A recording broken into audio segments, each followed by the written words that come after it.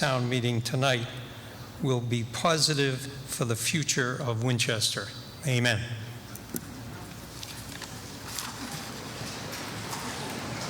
Ladies and gentlemen, in your booklet, particularly for new town meeting members, and I understand there's a few in the audience tonight, town meeting will be in order.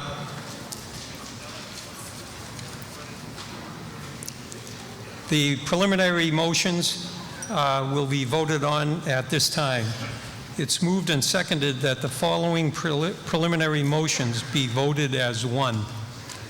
That Richard Howard, the comptroller, Wade Welch, Mark Toogood, assistant town managers who are not town meeting members are permitted to sit down in the front of the room. 2, that all members of the finance committee and their secretary, whether town meeting members, can sit down here at the front of the room. That the town clerk or the assistant town clerk will be permitted to occupy a desk on the platform during all sessions of this town meeting. 4, town meeting will be in order. That the moderator be authorized to permit members of various town boards, commissions, and committees to come down to the front of the auditorium during consideration of articles. Next one, that unless otherwise ordered, all adjourned sessions of this town meeting shall be held on successive Thursday and Monday evenings at 7:30 p.m. in the town hall, in the town meeting here at the Winchester High Auditorium. That the action of all motions involving appropriation shall be contingent upon the compliance with the provisions of the 2.5 tax limitation. That cable television shall be permitted on all sessions of town meeting. All those in favor of those preliminary motions, please say aye. Aye. Opposed? The ayes have it. The motion carries. Ladies and gentlemen, I understand that we have some new town meeting members, and for their benefit, just for a short 2 minutes or so, let me just explain. I've got a couple of questions, and in the prior years, every year or two, we have a parliamentary procedure seminar.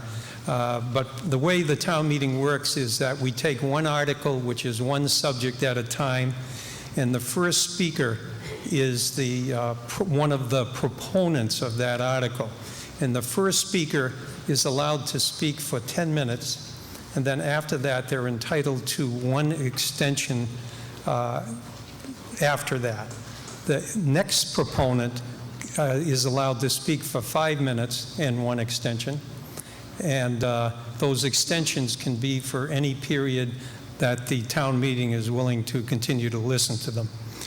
So you could get up there and have a 5-minute speech and then ask for another 7 minutes, and the town meeting could vote it. And for those people who are confused during the town meeting, because you haven't seen this, feel free to raise your hand and ask a question, and we'll see if we can provide an answer for you.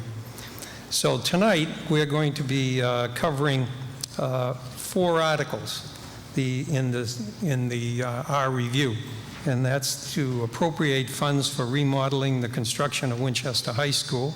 That takes a 2/3 vote. For the school committee to take control of a parcel of property for parking purposes from the Board of Selectmen. That's a 2/3 vote. And appropriate funds for the Aberjona flood mitigation project, which is known as the culvert. That takes a 2/3 vote. And then raise funds for daylighting the Aberjona River, meaning to uncover it and have it be a river on the perimeter of the field, and that takes a majority. So basically what I'd like to do at this time is, and I've talked to 4 people, but I know we're going to have some counting votes, which isn't true in most town meetings, but I'd like to appoint 4 tellers. I'd like to appoint Dave Leland, Marion Crandall, Mr. Simpson, and Mr. Doucette. Would you rise, gentlemen and ladies? Do you solemnly swear to perform your duties as tellers to this town meeting? Thank you very much. You are the tellers. Okay, and we are ready now with Article 1, to see if the town will vote to appropriate, borrow, or transfer from available funds the sum of money to be expended under the direction of the school committee and the EFPBC. And ladies and gentlemen, the motion, which I will save you time, I will not read, but the motion is on page 3 of the warrant. And it starts with moved and seconded that the town hereby appropriates $128,623,146.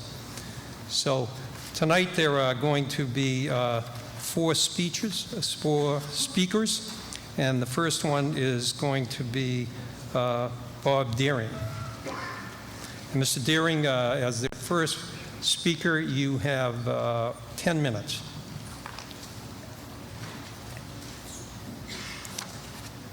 Mr. Moderator, fellow town meeting members, once again, the EFPBC and the school committee come before you to ask for your support for the rebuilding of the Winchester High School.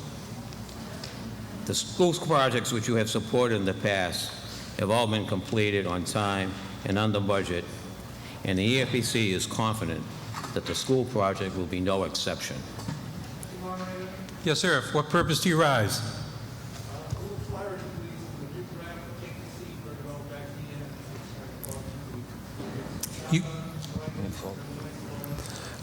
For the people up, for the technician up back, is there something we can do to make it brighter? And one thing you might do is maybe dull the light.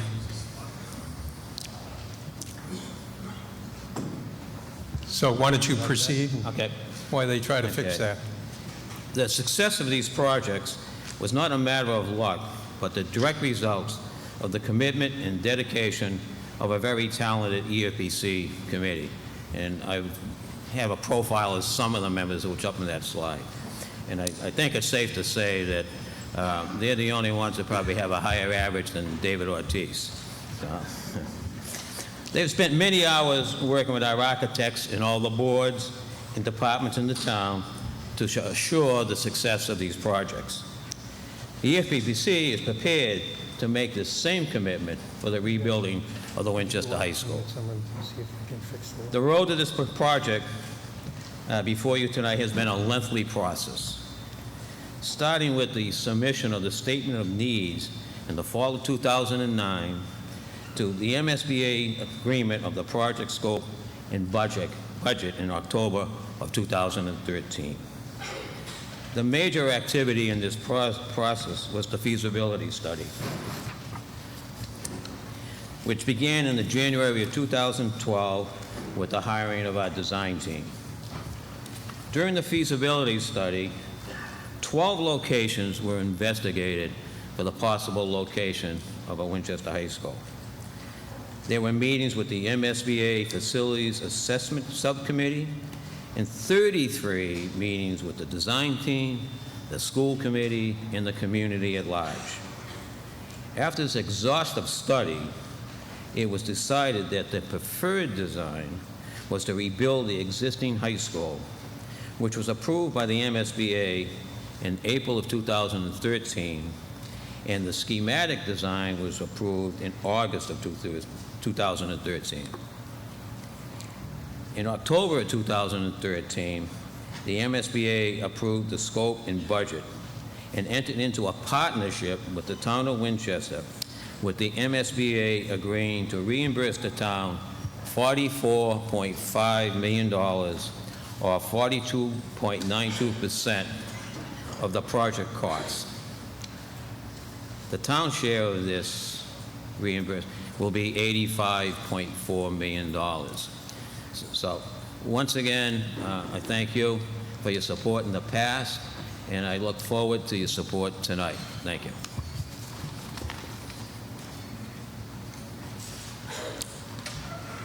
Superintendent of Schools, Bill McAuliffe. Thank you, Mr. Moderator. Thank you, Bob, and good evening, all. As you heard from Mr. Deering, this process began in the fall of 2009. memorized my statement, so we'll see how this goes. Oh, yeah. A little, but not much.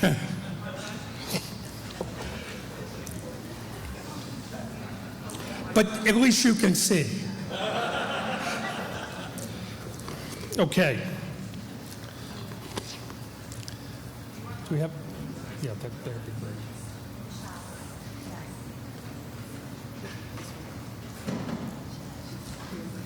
Okay.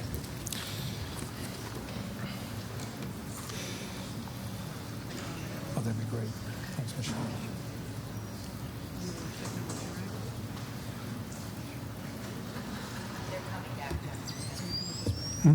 He's getting house lights back. Yeah. Perfect. That's great. Okay, that's wonderful. Mr. Moderator, does this count toward my time? No, I paused it for you, Bill. Thank you, Mary You're all Ellen. set. All right, thank you, Bob, and good evening, all. As you heard from Mr. Deering, the process began in the fall of 2009 with the submission of a statement of interest. The statement of interest identified 3 major priorities and goals for a potential high school building project. Those goals were to provide a solution to the numerous facility deficiencies, provide a solution that addresses the severe overcrowding expected due to increased enrollments, and third, to identify and include solutions that provide for a full range of educational programs consistent with state and locally approved requirements, regulations, and standards. I'm pleased to tell you that the proposed project meets all of these goals and priorities, and I'd like to speak to each of these. So what is the current state of the facility? What are these major facility deficiencies? While the support structure of the building is sound and strong, there is no seismic bracing for our high school building. Seismic bracing has been a requirement in the building code since 1975. The building envelope, which includes the roof, exterior walls, and windows, needs to be replaced. The roof is at the end of its useful life. The 10-year patch that was installed over the original roof in the year 2000 is failing. As a matter of fact, last spring, you may recall, town meeting had to appropriate $100,000 to patch a small portion of the roof on the C wing.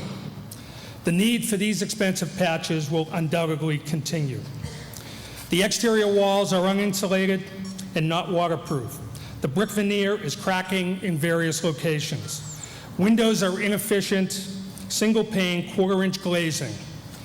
Many of the original units have been replaced by quarter-inch plexiglass, and the window ceilings, which are designed to keep water and moisture out, are failing. Why is this important? The vast majority of environmental concerns and issues that we deal with regularly, mold, mildew, must, are the result of water penetration, not because of where the building is located, but rather because the building envelope is failing. As you can see, the list goes on. I'd like to speak about 2 of these items as an example of how the deficiencies are interrelated. When we look at the lack of accessibility compliance in concert with worn casework, our everyday challenges become more pronounced. What is casework, you might ask? Casework is all of the built-in components that make up various aspects of instructional space and other space. That would be things like all of the cabinetry, all of the fixed countertops, all of the fixed teaching stations, lab desks, lab benches, and the like. And that equipment and that casework is found throughout the school and is used for all of our curriculum activities, all of our extracurricular activities. Thank you.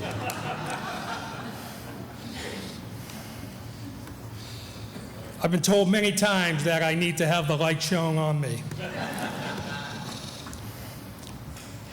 So casework, again, is all of those built-in components. Accessibility, of course, great, thank you, Dave. And accessibility, of course, is more commonly understood. When we speak about these 2 issues together, a more powerful picture emerges. Our doorways everywhere in this building that provide entry and egress are largely not accessible. And the same is true for the casework mentioned above, which is original. What this means for certain students, especially those who are mobility disabled, is that not only is getting in and out of the building a challenge, but having the ability to access the curriculum and other important components of this facility are equally challenging. And so we move on. All of the major infrastructure systems have reached the end of their useful life or are failing. The current HVAC system struggles to provide the required amount of fresh air to simply meet the minimum air exchange standards based on the current population. With an additional 200 students on the horizon, the system will not be able to meet these standards. Well over half of the instructional spaces have limited or no access to natural light and ventilation. And here's one where we've already witnessed this tonight. The technology infrastructure is just not capable of handling the need and demand for increased wireless service as well as one-to-one computing, both of which we know and we believe are essential components of a modern high school facility. The good news is that all of these facility deficiencies and infrastructure needs are addressed and mitigated as a result of the proposed project. Mr. Superintendent, you have 5 minutes are up, sir. Do you wish more time? An additional 5 minutes, please. It's moved and seconded that the speaker's time be extended 5 minutes. All those in favor, please say aye. Aye. Opposed? The ayes have it. Thank you very much, Mr. Moderator. The current enrollment at Winchester High School is 1,150 students. As most of you are keenly aware, the school system's overall enrollment has been on a continual climb since 1997. At the high school, enrollment has grown by 27 to 28% since the year 2000 and is expected to continue to grow another 16 to 17% over the course of the next 5 to 6 years. At this time, I'd like to speak to the enrollment and educational program goals at the same time, because solutions to the problem of overcrowding and solutions related to the impact that overcrowding and facility deficiencies have on the educational program are closely related and intertwined with the other. So how does this project address the enrollment and educational program issues?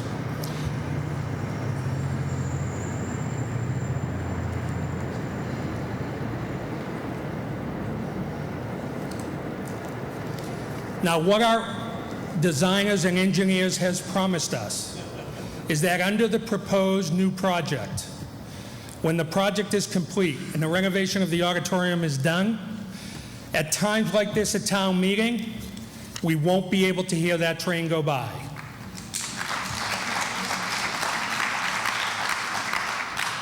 So additional enrollment means the need for additional instructional space. The project provides for 10 additional core academic classrooms.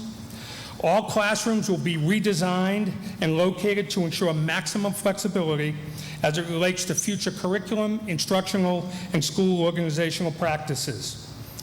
Core academic classrooms will be between 850 and 925 square feet in size, and this is within the state standards for high school classrooms in Massachusetts. Currently, nearly 3/4 of our classrooms do not meet state size standards, are currently somewhere between 560 to 730 square feet. In 1968 and 1969, when this building was being designed, state regulations and laws regarding special education programming did not exist. Since the early 1970s, space for special education instruction and programming has had to be carved out of existing space, and as a result, it has always been difficult to meet the state standards regarding special education program space and our need and desire to create fully functioning space to meet the program needs. This project will almost double the amount of special education program space and allow us to meet those standards going forward. Science classes. Science classes should be taught in an environment that promotes inquiry and problem-based learning. We cannot achieve that in large measure today because our science labs are completely separate. They're outside of the classrooms where our science classes meet. And investigations must now be scheduled rather than seamlessly incorporated into the curriculum. Science instruction today needs to be flexible, and our staff want and need to be able to both plan hands-on experiential learning, but also be able to have the ability to do so in an ad hoc manner, to be able to, in the middle of a lesson, when there are questions about whatever the concept that's being introduced, the teacher can stop, send students to the laboratory benches, and do a hands-on experiment or a hands-on activity that underscores the concept. We cannot do that in today's facility. Our engineering and robotics courses are taught in the former auto shop and metal shop, in spaces that were not designed for the current curriculum and learning experiences that these programs provide students today. The Library Media Center lacks the instructional space for our library media specialist who needs to instruct class-sized groups of students on web-based research skills, on how to use various databases in their research. It lacks the space for small group collaboration, as well as the space and technology for students to create content in addition to learning content. The solutions for addressing increased enrollment and the ability to continue to support updated and future educational programming are included and are an integral component to this proposed project. The school committee and the EFPBC are confident that the proposed high school project meets the 3 overarching goals and priorities as submitted in the statement of interest, and the MSBA agrees as well, as they are supporting this project as proposed as the best solution. Thank you very much. The third speaker is the architect on the project, Lorraine Finnegan. Ms. Finnegan? Thank you, Mr. Moderator. So what does it mean to rebuild? Why not new, people have asked. What is a renovation? Why is it so different? It means we're stripping back the existing skin. We're taking everything back to the frame, the concrete frame. All your exterior walls are gone. Your roof is gone. The interior walls are gone. The systems that are no longer functioning are removed. And we're coming back and rebuilding 21st century spaces within that academic pod with systems that are more energy efficient and function for the needs of today. A new roof, energy efficient windows, waterproof exterior, right-sized 21st century classrooms, modern science labs, a mechanical room that is no longer within your floodplain, renovated auditorium with a fly loft, and yes, that acoustical wall, that treatment we've been talking about, for many of those meetings we've held here where we've had to stop and wait for the train to go by. This is not the type of acoustic environment you want your students learning in. And on your site, reorganizing your parking, updating, improving both your vehicle and your pedestrian circulation through the site, working with the site next door, improving the tunnel connection, improving the town's bike path, incorporating it into the project. All of these materials and systems are being designed with energy efficiency in mind, with sustainability in mind. We've been working closely with school facilities, with the EFPBC, and with the Energy Management Group, looking at ways that the improvements made will benefit both the students but the town long term. The high school represents a third of the town's buildings' utility electric costs and over half of the gas cost of all the town buildings. So it is really important that we take advantage of the incentives both the MSBA is providing as well as utility incentives that are being provided with the systems we're selecting and the materials that we are choosing. Cost is a large factor. It's an important factor in any capital project. And it's important to understand when comparisons are made what that means. This slide is demonstrating the other projects that moved forward at the MSBA Board of Directors meeting on October 2nd. Other projects that were at the same level of yours, schematic design. And what you will see is that on average, $354 a square foot, of which Winchester was just below that average. But more importantly, the projects that are 6 to 12 months behind yours, that are just completing feasibility, are significantly higher per square foot, on average representing $458. So they're acknowledging changes in the construction market coming behind you. It's important when understanding and comparing costs. We talk about project costs, we talk about construction costs. There are two different numbers. The construction costs represent what you would pay to the general contractor, the construction manager, the bricks and mortar, the HVAC system, but it also includes their fee. Contingencies, design contingencies. We're just at schematic design. There's a long way to go. Associated costs include fees, modular spaces for swing space, testing during construction, owner's contingencies, the furniture, the technology that we've spoken about. Together, they make up the project costs. Of the project costs, the construction is a large portion of that. But just to show you what that 129 million, of that 101 is the construction cost. But of the 129, it's important to note that the 1.3 that you had already approved and bonded for this study is part of that number. And of the construction costs, 3 main categories make up over 50%. That is your new exterior, your interior rooms, your new spaces, and your HVAC and electrical systems. They are a significant part of the overall project construction cost. Timing is essential. Understanding where we are, we have a year of design after this, when this vote is successful. During that time, working with a construction manager, we'll release early packages, so as early as next summer, we can be breaking ground on new construction. Phasing it in, students will be able to experience that new high school as they move through the high school experience. There's a lot of concern over disruption to students, but we very successfully have rebuilt many projects and used it as a learning opportunity for those students as they move through.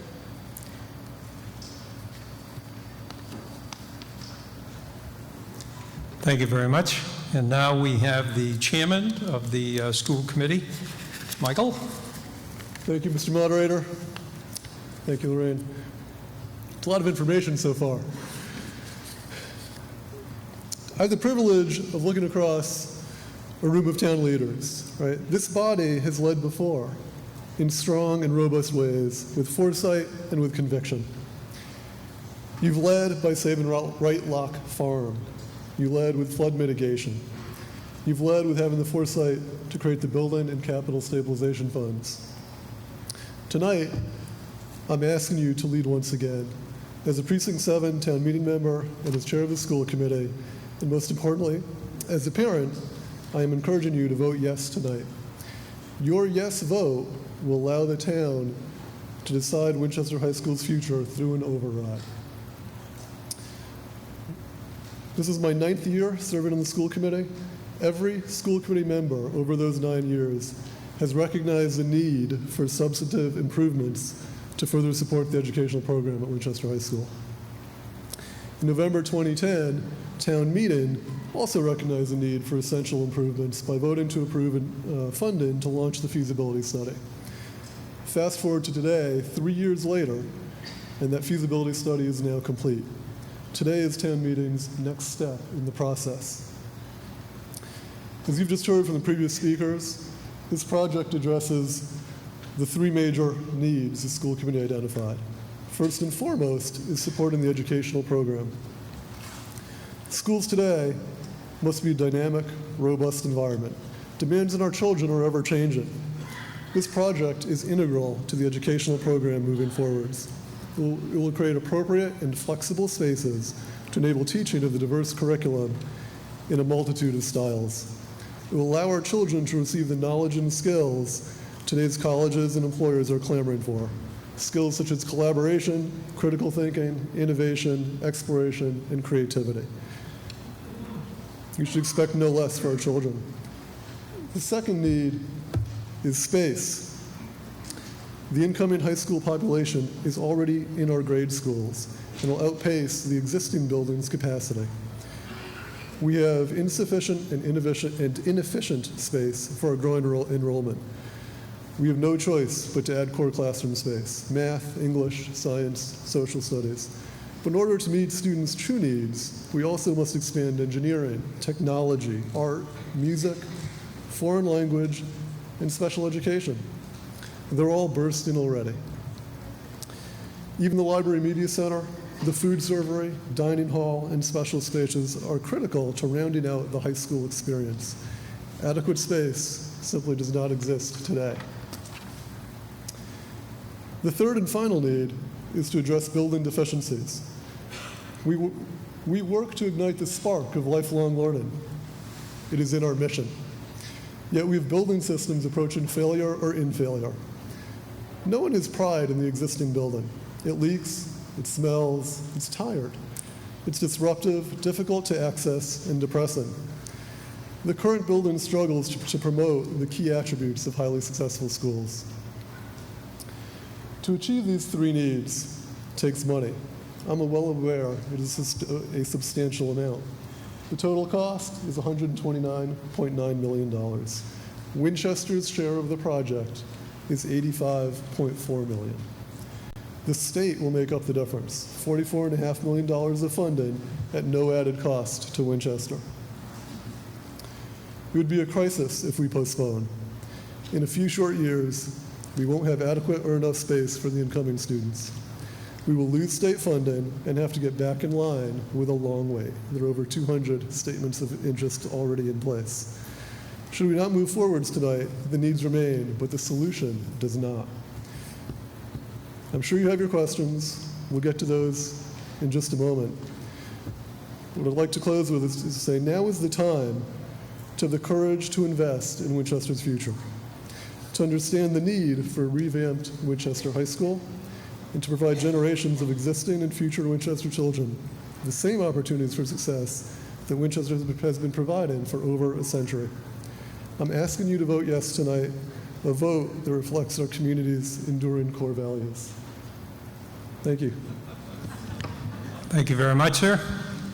Ladies and gentlemen, that completes the petitioner's presentation, and it is customary at this time to ask for the recommendations of the Finance Committee. And we recognize Michelle Pryor. Michelle? Thank you. Finance Committee recommends favorable action on Article 1. The high school is in poor physical condition and does not fully meet the town's enrollment and educational program needs. FinCom has looked at engineering assessments of the existing structure, the proposed building design, proposed budget, the assumptions that inform that budget, MSBA reimbursement regulations, and various building and energy code regulations. The design for the high school renovation addresses all identified building, space, and program deficiencies in a reasonable time frame in a fiscally prudent manner, capitalizing on MSBA reimbursement of approximately 1/3 of the cost of the project. Based on all consideration of that data, FinCom recommends favorable action on this article to pursue MSBA reimbursement and put a debt exclusion override vote forward.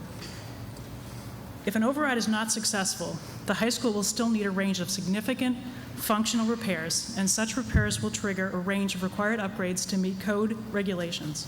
Current building codes specify that repairs totaling 30% of the full and fair value of the building, which in this case is $11.5 million, any of those repairs over a 3-year period will trigger a series of required ADA and energy code upgrades, which trigger seismic and other building item upgrades.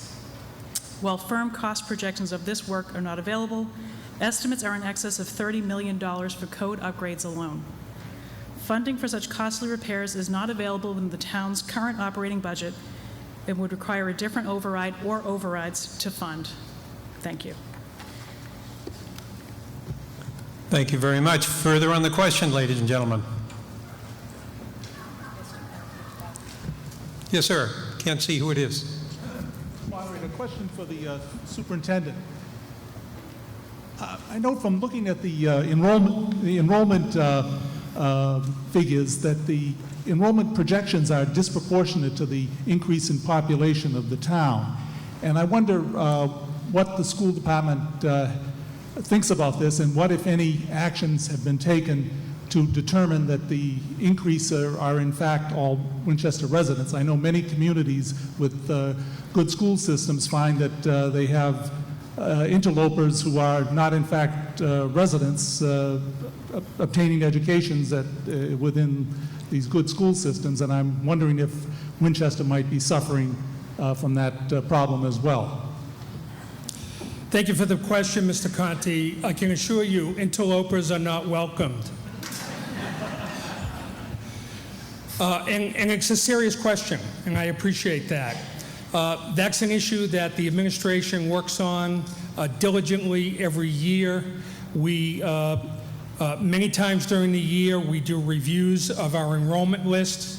where we keep our eyes and ears open to situations where we on an annual basis, have half a dozen to a dozen questions about students who are enrolled. When we find that someone is enrolled in the Winchester Public Schools but lives outside the community, we take definitive and immediate action. And we have a number of processes that we use. Our enrollment projections, I believe, are credible. I don't believe that in any way, shape, or manner they reflect any kind of impact of interlopers, so to speak. And we've seen this our enrollment increasing steadily again for the last 16 or 17 years, and I see no sign of it abating in the near future. Further on the question, Mr. Natali, I think that is up there.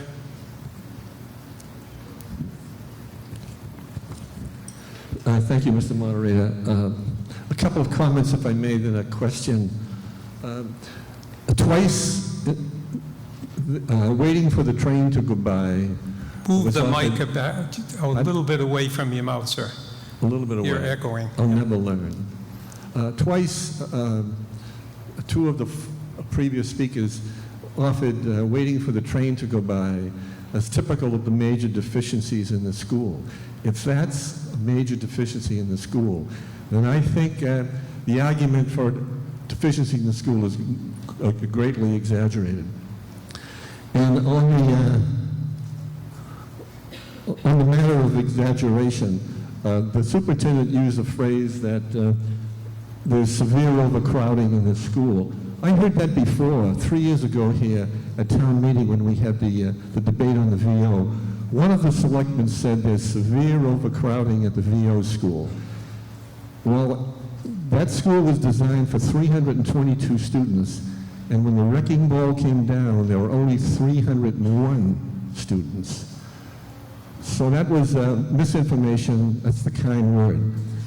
And another piece of misinformation on the VO school was that it was an energy sieve, impossible to heat, impossible to cool. In the wintertime, it's like the doors and windows are always open. Well, in fact, numbers from the manager's office at the time showed that the heating bill at the VO school was $70,000, roughly $70,000 less than when other elementary school was in second place. So most of those pieces of information, again, were very self-serving, and I think would determine it in the success of the VO override. A couple of other points. I have a copy of a letter from the MSBA to the superintendent of schools I think it's dated April of this year. And I'll only take a couple of numbers from one of the pages. It says here that the existing Winchester High School has 280,000 square feet in round numbers. And assuming the new design enrollment of 1,370 students, here's the key sentence. Even at the agreed upon design enrollment, the existing building is approximately 45,000 square feet larger than the current MSBA space standards. So right now, without building anything, this school has 45,000 more square feet than it needs for the new enrollment. Now, if we subtract from that 45,000 square feet, the 20,000 square feet for the basement, where all the systems have to be moved and relocated, that still gives us 25,000 excess square feet. So what are we doing here? Why are we building anything on the outside? Maybe we have to reconfigure the inside. That would seem to be a lot less expensive than steel and foundations on the outside. You know, on the same piece of paper, I compute that the building cost would be around $454 a square foot. I have a spreadsheet from the MSBA of all the schools built in Massachusetts over the last several years.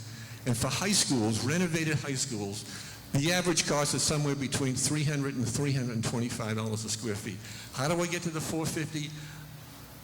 Divide $130 million by 280,000 square feet, and you get $463 per square foot. That's how does one explain this 50% increase in cost here in Winchester? Answer it later. A couple of other things. My primary issue in this whole... My primary issue in this whole debate is, I have to say, the diabolical scheme to have this vote in a low turnout month. The only time this vote should be taken is in the big November election. Without that, we've taken 5,000 voted taxpayers out of the game. And of course that favors the proponents, because the proponents will always show up in any weather at any time and vote any amount of money for a new school. But the culture of Winchester and every place else is to vote in November.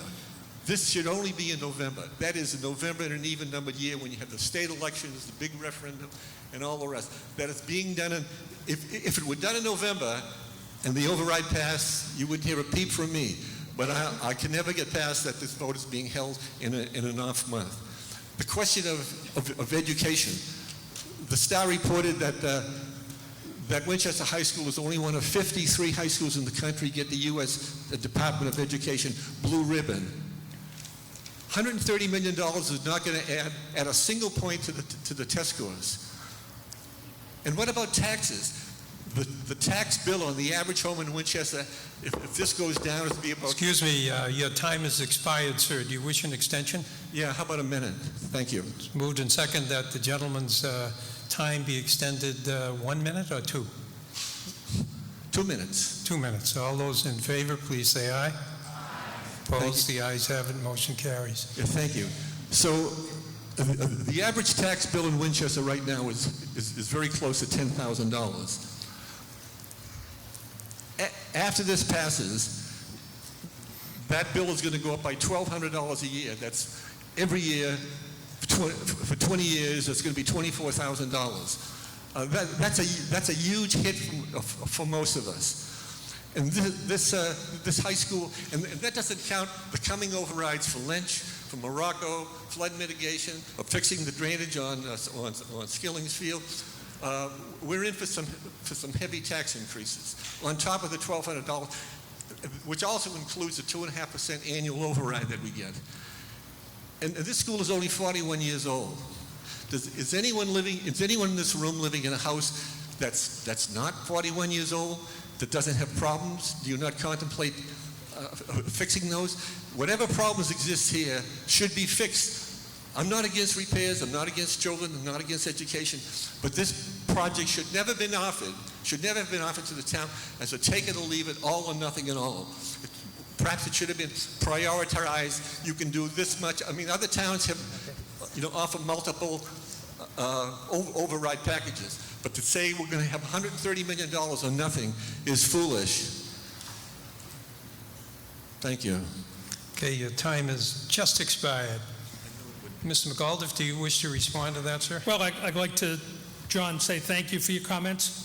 I'm not sure where the question or questions were, but I will try to address some of the points you raised, and then I'll ask a couple of other people if they want to speak to those points.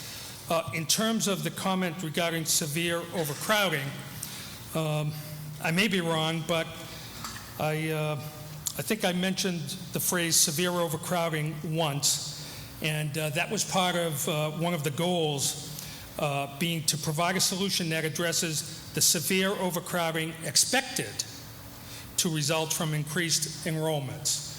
Whether we're in severe overcrowding now, I think is debatable. That point can be argued. The facility now, when taken into account, since it was built in and designed in 68 and 69 and opened in 1971, many new and different programs have been added, which have required space, special education, just one example. This town meeting back in 2006 approved funding for the school department and the EFPBC, the school committee and the EFPBC, to conduct a school facilities master plan. As a result of that school facilities master plan, it was determined that in its current configuration, the capacity for enrollment at this school would be 1,017 students. So currently we're at 1,150. We expect to enroll almost an additional 200 students in the next 5 to 6 years. I think in the year 2018-19, we project to enroll 1,339 students. If we don't add space and the appropriate kind of space for our educational programs of today, I'll leave it for you to decide if more than 300 students over the capacity is severe overcrowding. In terms of the square footage, we talked about the difference between the state regulations. If we were building a brand new school, the MSBA would only participate in reimbursement for an enrollment of 1,370 in a building that's approximately 246,000 square feet. The difference between our project, the 288, and the state standard is basically found in two major areas. The first is that the basement, which is basically being decommissioned, all of the mechanicals are being moved out of the basement, relocated to the first floor. The basement will not be utilized and used in any way. So that's 20,000 square feet. The space where the new mechanical room will go, with today's equipment, the space needed is somewhere around 6,000 square feet. The other major difference is in the size of the gymnasium. MSB regulations allow for, in a 1,370 student high school, a gymnasium that totals 12,000 square feet. Our facility, which we use 24/7 virtually, not quite, 7-11, 7 days a week, is 15,000 square feet larger than that minimum. And our research suggests that most area high schools that built a new high school the size of ours in the last 7-8 years paid additional funds to build a gymnasium that's larger than 12,000 square feet. So those two pieces alone make up a large percentage or a large portion of that additional square footage. I'm going to ask Lorraine if she would address the cost comment. Thanks, Bill. I'm going to go to a slide that might be helpful.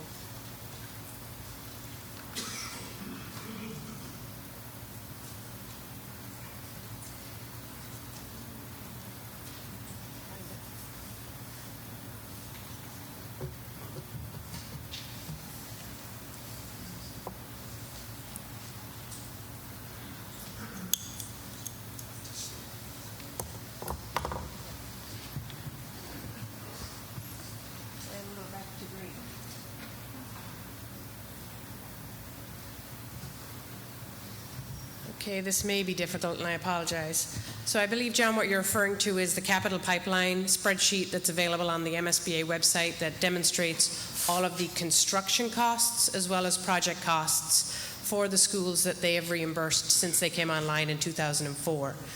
This spreadsheet, which we've had available for many of the building committee meetings and is on the project website, is an analysis of similar size high schools, whether they are new, which is along the top, a comparison of new, and there's a what if Winchester was a new high school comparison, versus the addition renovation high schools along the bottom.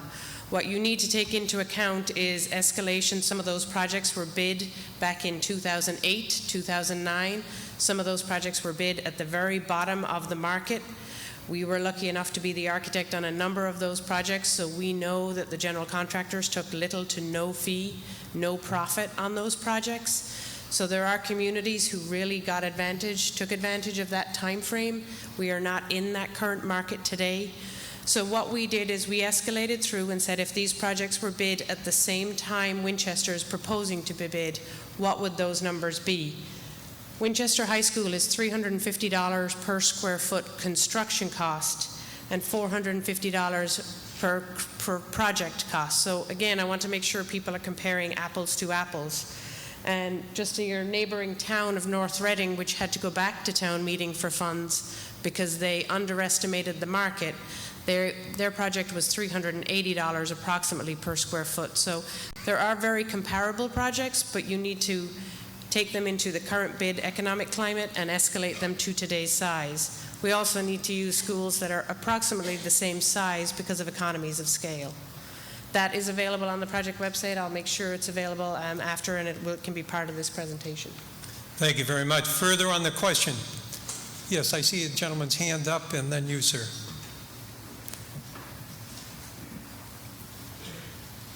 Roger Wilson. Bill, would you take a seat, please? Precinct 1. I wanted to ask somebody, I'm not sure who, just for clarification, why this measure is before us now in town meeting. It's a take it or leave it proposition, if I understand it. We don't have to vote on an override. That's the selectman's responsibility. So why are we required to vote now on this appropriation? And as I understand it, is it true that it cannot be modified?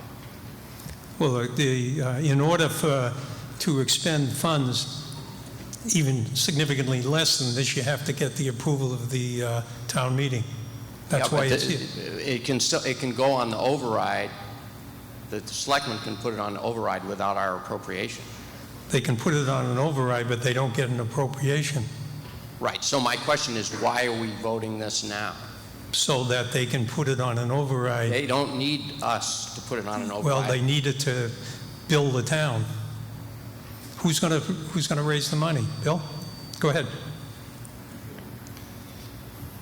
So as I understand it, the typical procedure in Winchester for these kind of building projects has been that town meeting votes to appropriate funds subject to debt exclusion override vote.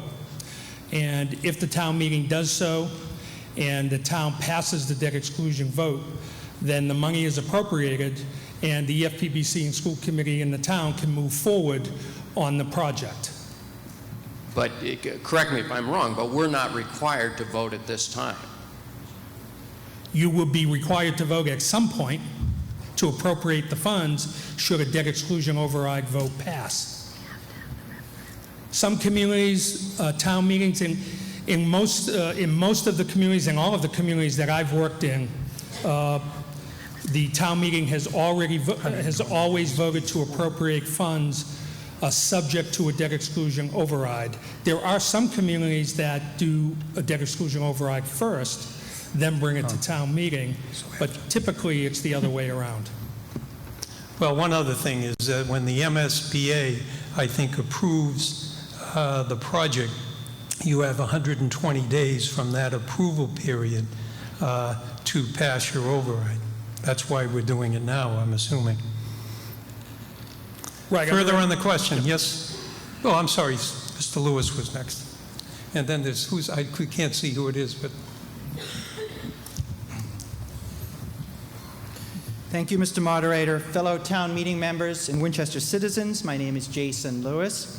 I rise tonight to express my support for this article as a town meeting member, as Winchester state representative, and as a father with 2 daughters in our public schools, including one who's currently a student here at the high school. I believe rebuilding Winchester High School is the most important project that our community will undertake this entire decade, indeed, any time in the next several decades. Previous speakers tonight have clearly explained to us why we need to rebuild the high school and why the proposed plan that has been carefully developed by local and state officials over the past 3 years is both educationally and fiscally sound. I would like to focus my brief remarks on the importance of the partnership opportunity that we have with the Massachusetts School Building Authority.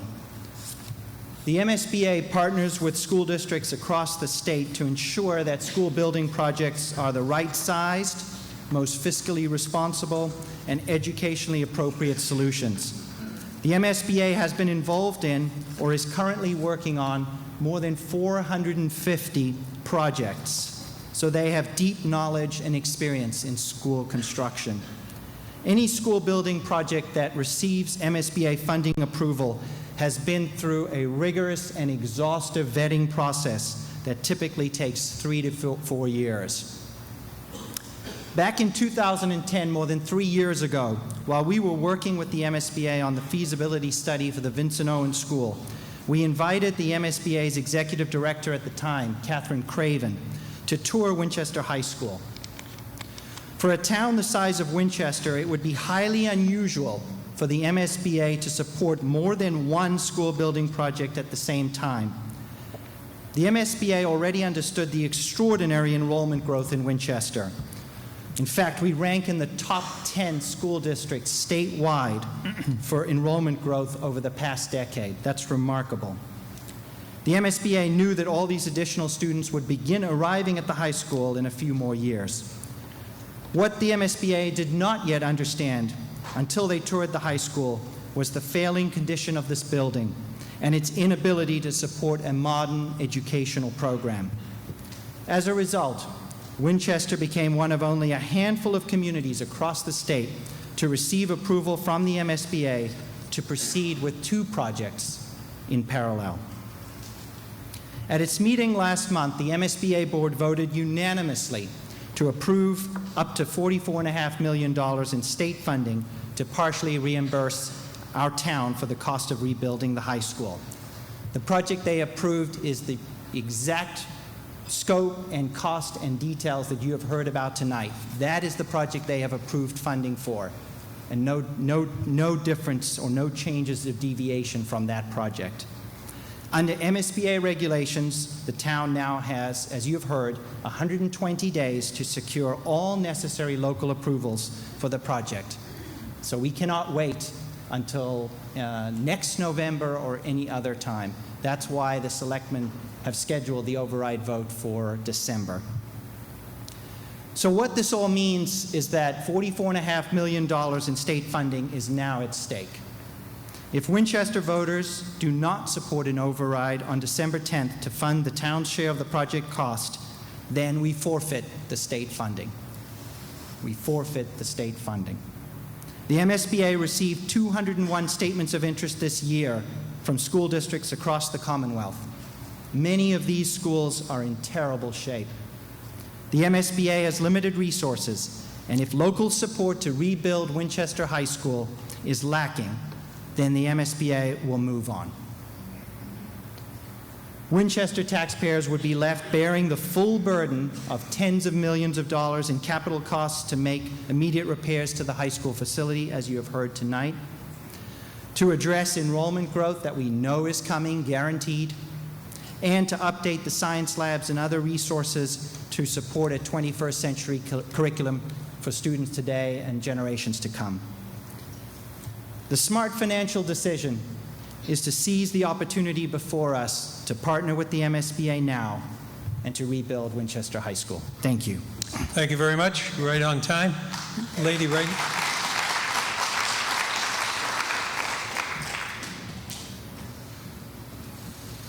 I'm Julie O'Connor from Precinct 2. I am definitely in favor of the high school project, and I want to say that I think it's really prudent to plan for $130 million.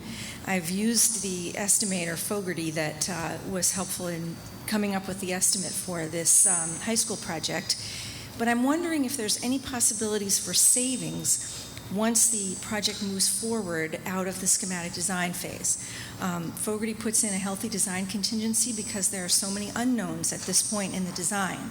And I'm wondering if during the design process, attention can be paid to ways in which the costs can be lowered by making prudent decisions that don't compromise the integrity of the building, but perhaps don't provide for a level of luxury that would drive up the cost. And secondly, I'm wondering if whether the swing space options, such as using portables, could be revisited in terms of perhaps using Parkhurst or some other resource that the town has already in order to not spend the money on portables that we then probably can't reuse. I know that Methuen, when they were doing their high school, decided to put one grade in another building, similar to our Parkhurst situation.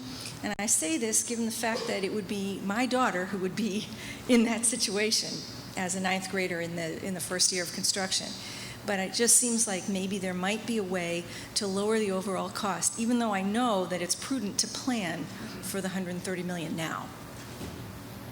Thank you very much. Any response from the architects? Thank you, Mr. Moderator. Thank you for your comments. As you know, we're at schematic design. It is very conceptual, and we have a year of design to go through before we have a complete budget, a complete estimate. One of the opportunities we have, and that is being planned, is to bring a construction manager at risk on early. And should the vote be positive in December, that construction manager would be on board right away. Instead of a general contractor where you bid to the lowest eligible contractor, they are a partner with you and work with you during the design phase. They offer constructability reviews. We work together to look at alternate materials. So there are opportunities to look at what we consider value engineering. Value engineering is not cost cutting, it is value engineering.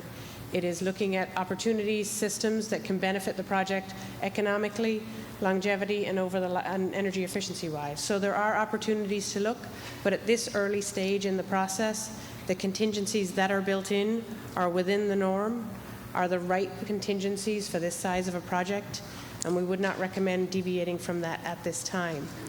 I don't know, Bill, if you want to address the modulars.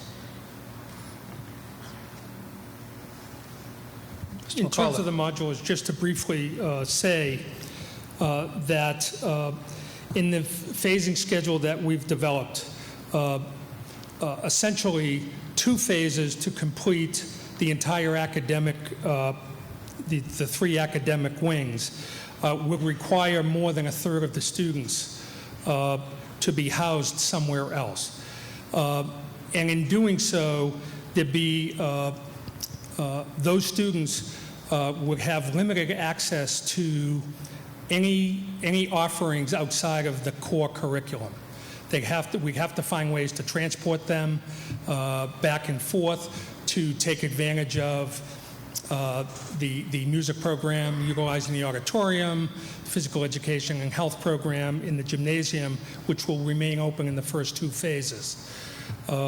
In addition, the way that the phasing has been designed at this point, and there's still work to be done, for the first 2 years of the project, again, a little more than 1/3 of the students, we estimate, will be needed. And students won't be housed all day in a portable. They'll move back and forth between classes that are in the portables and classes that are still going on in the main part of the building. Given those parameters, it was determined that having those students on site so that they can certainly in phase 2 start taking advantage of the new facility that will open after phase 1, again, which is about 1/3 of the facility, and the fact that being off-site would be more of an intrusion and disruption for students than actually being on-site during that construction in terms of access to the full curriculum.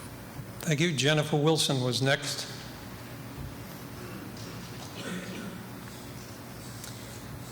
Fellow town meeting members, the Board of Selectmen unanimously recommends favorable action. We were also unanimous in our vote last month to place a property tax override question on the December 10th ballot. We take seriously our obligation to be good fiscal stewards of Winchester's tax dollars. We do not make the decision to ask for a tax increase lightly. However, in this case, while the dollars are undeniably large, the need to replace our high school is great and critical to our community. Other speakers tonight have and will well describe the need for a rebuilt high school. I will discuss what I hope you should expect to hear from your Board of Selectmen as it recommends our town's largest capital investment yet.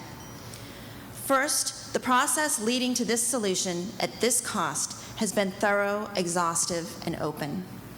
Second, the expense is a reasonable one to ask of taxpayers, given the town's resources and needs. And finally, our board is committed to exercising restraint in near-term future expenditures so we can try to minimize taxpayer burden. Throughout the 2 years of the feasibility study, our role has been to monitor, question, learn, and assist. We have asked for and received regular updates and presentations from the EFPBC on matters ranging from site selection to design alternatives to site layout.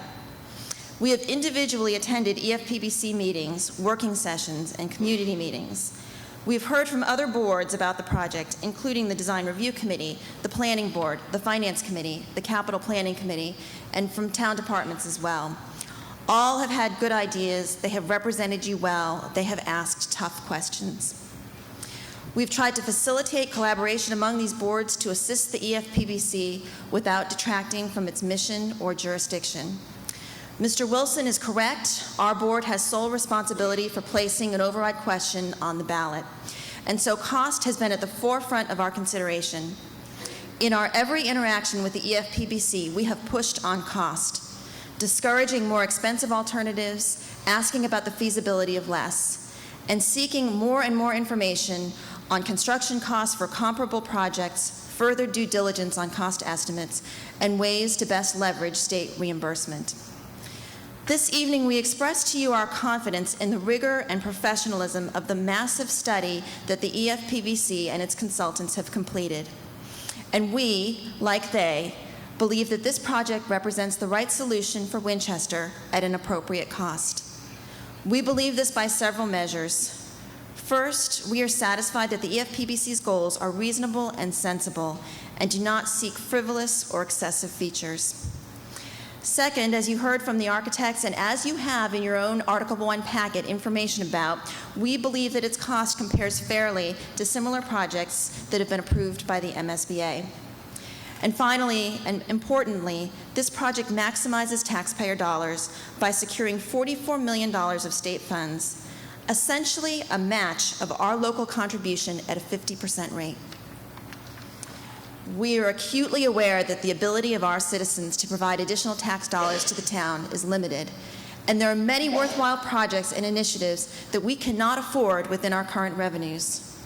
We are not looking to have it all, but rather we recognize that we and the voters and you must make choices.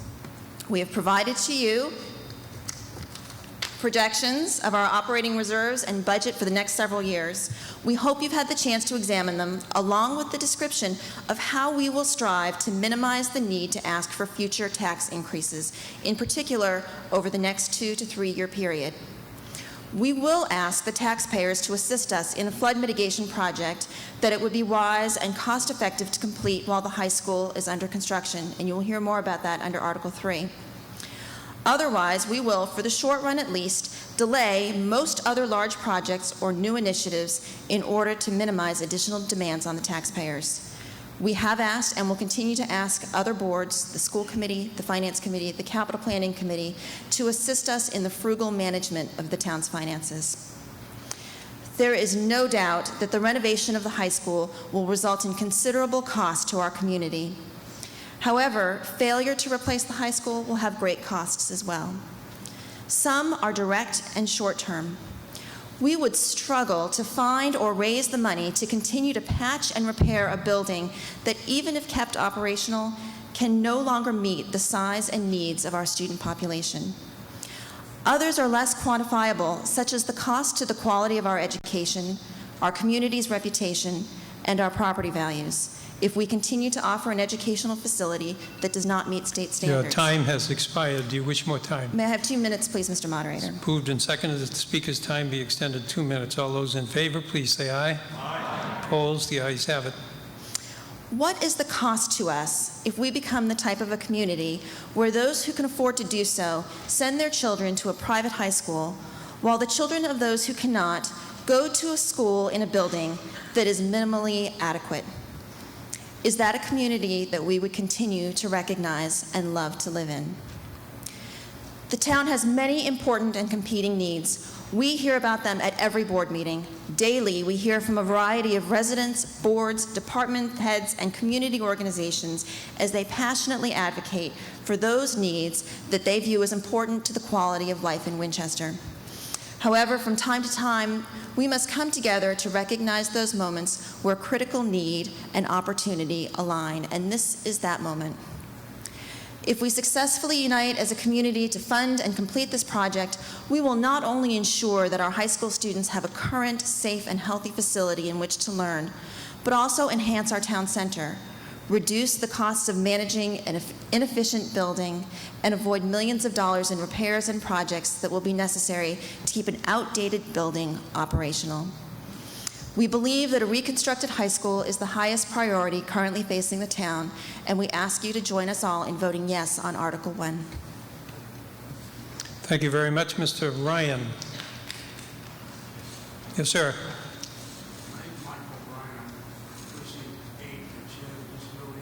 Why don't you, can you get a mic down here? Or you can come right to this mic here.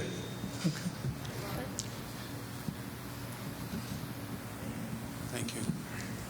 My name is Michael O'Brien. I'm chair of the Disability Access Commission, and I'm Precinct 8 town meeting member. I have a question and a comment. As chair of the Disability Access Commission, can someone tell me if the gym is going to be compatible and how compatible and ADA accessible is this renovation of the new high school going to be? And my second comment would be, I understand the process that we're going through to approve the money. We have 192 town meeting members here in this building. I think what's going to happen if the present town meeting in its present form goes ahead and votes for it, go ahead, vote for it. But I think the big question is going to be that this town, to succeed, to build a school to where it's compatible, to be where the students should be, it's going to come down to the voters in December. There's certain times that the voters have come up and said, well, if we're going to vote for it, we're going to raise our taxes. If we want to vote for it and not raise our taxes, we won't. That's the end of my... Thank you very much. Is there anyone else who wishes to speak? Is that Mrs. Crandall? Oh, I'm sorry. The ADA. I'm sorry. Mr. Moderator, specifically related to the gymnasium, the project will make the gymnasium 100% accessible, as it will the entire building. Thank you. Mrs. Crandall. Is there another person looking to speak up there? Okay, one here. Yeah. Mr. Moderator, Board of Selectmen, Finance Committee, town meeting members, ladies and gentlemen, the concern comes down on this on timing and cost. We've accomplished a lot in the recent past with bond issues and debt overrides. Lincoln, McCall, Ambrose, Vincent Owen, the Town Hall, Public Safety. VO just opened, and we had the ribbon cutting a mere 2 weeks ago. Foresight is very good on repairing and rebuilding and renovating our buildings, but it does not mean that we should take on the biggest expense the town has ever considered just as we finish Vincent Owen. The town is in the midst of a major flood mitigation project. You can see how costs escalate very quickly by looking at the unforeseen problems that have come up in the Centerfall Dam. It's a cost we have to bear. But if you look at the duck pond and the Judkins Pond behind the Griffin Center, you'll see the silt buildup. I believe it was last dredged in the mid-1950s, and this silt will continue to build up. I don't see anything in the proposal that's dealing with dredging now. Perhaps that's something that's going to come at a later stage. The proposal for this Winchester High School at $129 million comes at a time when budgets are tight. The town fathers have told us for a number of years that these would physically be the tightest years in front of us, and we would not be able to take on a bond issue. Until at least 2017, I look at capital planning reports, it looks more like 2019 at a minimum. We're being asked to consider this proposal in a vacuum when the town has not explained what it's going to do for the town's needs in the next 3, 4, or 5 years. Looking in the rearview mirror is not going to help us. Make no mistake, the high cost of this proposal will be a hardship to many in town, and still today does not reflect the true cost of the project. The 2010 floodplain map shows that the floodplain area has increased. The mechanicals in this building are a plus. They'll be moved to the first floor, out of the basement. The footprint is larger, and each stage adds more space. In addition to that, we have the Skillings lot, which is paved and is going to be carrying a huge area of impervious surface. All of this leads to more flooding in the area, and it requires additional drainage on Skillings. It's absolutely going to be needed. The cost of that should be reflected in this project. It's directly related to the project. If it's not included here, it's going to mean a second override in the very nearby future. Drainage is not a question of do we do it or not do it. It has to be done. It's unacceptable not to do it. Otherwise, it means more flooding in the area, on the site, and in the immediate neighborhood.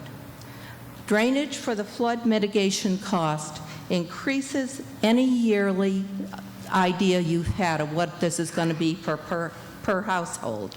The proposal is the highest priced project ever to be considered by the town. If this proposal is approved, the cost will be borne by every household for the next 20 years plus until the debt is paid off. I ask you, in considering this, to consider the towns, consider the schools, and consider the taxpayers. Thank you. Thank you. Mrs. Moore, I think, had her hand up.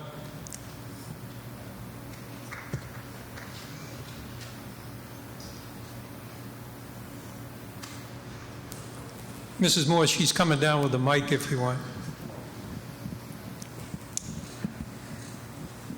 I have been around here. I'm old enough.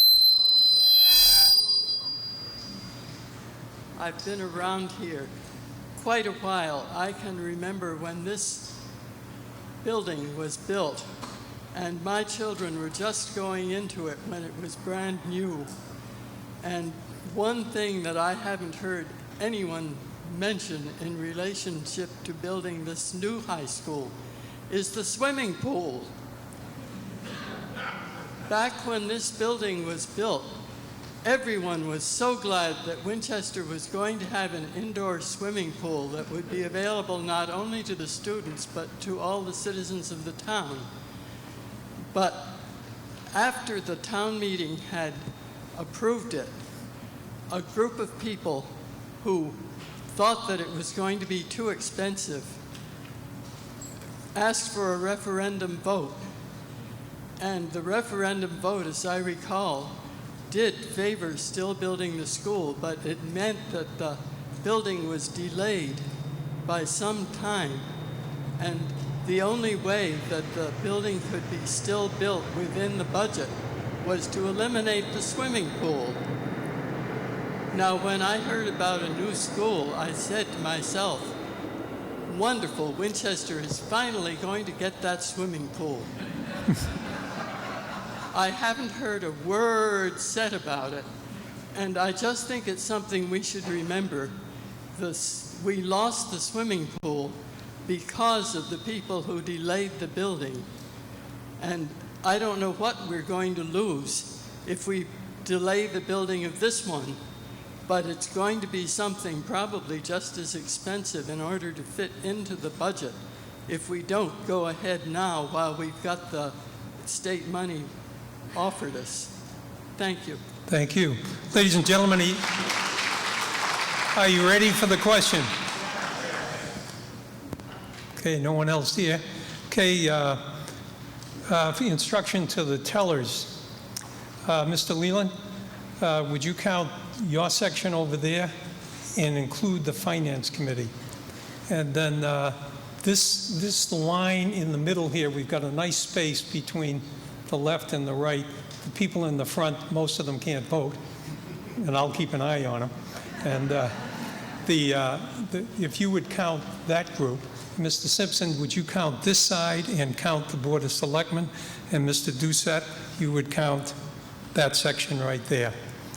Okay, ladies and gentlemen, all those in favor, please rise, and the tellers will count.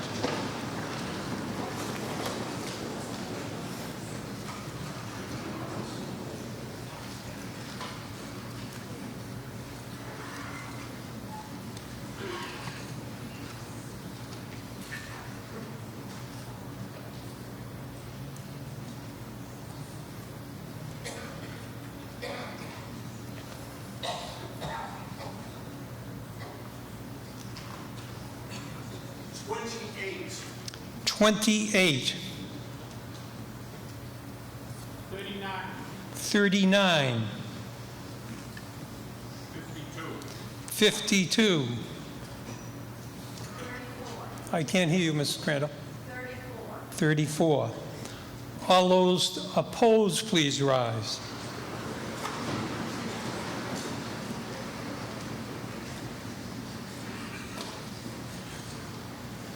Zero. Who said zero? Okay. 6. 2. 2. 1.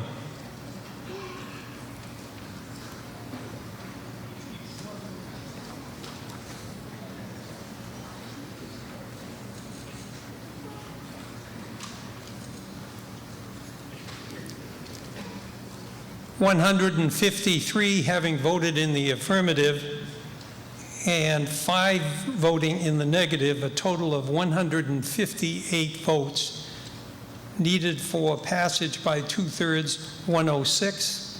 Obviously, the motion passes.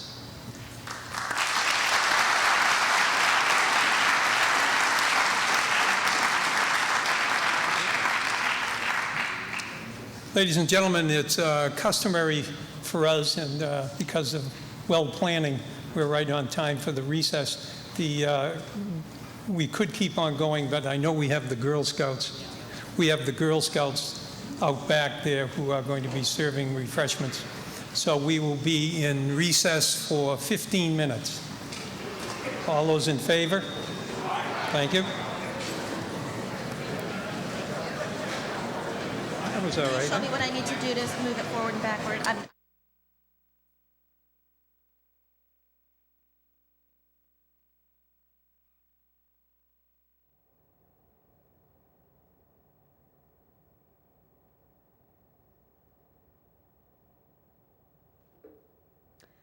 Good evening, everybody. I'm Alan Iden, and you are watching the first session of the special town meeting. This is Winchester's not exactly their fall annual town meeting. This is a special town meeting with 4 articles before it tonight. If you've been just tuned in, we have just covered article number 1, a large and possibly historic article asking for town meeting's approval to appropriate the money to rebuild the Winchester High School.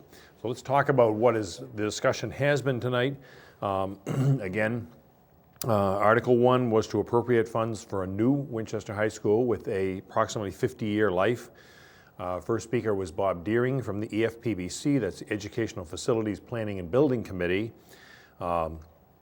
He said that the EFPBC has done a number of projects over the past few years, and all of the projects have been on time and under budget.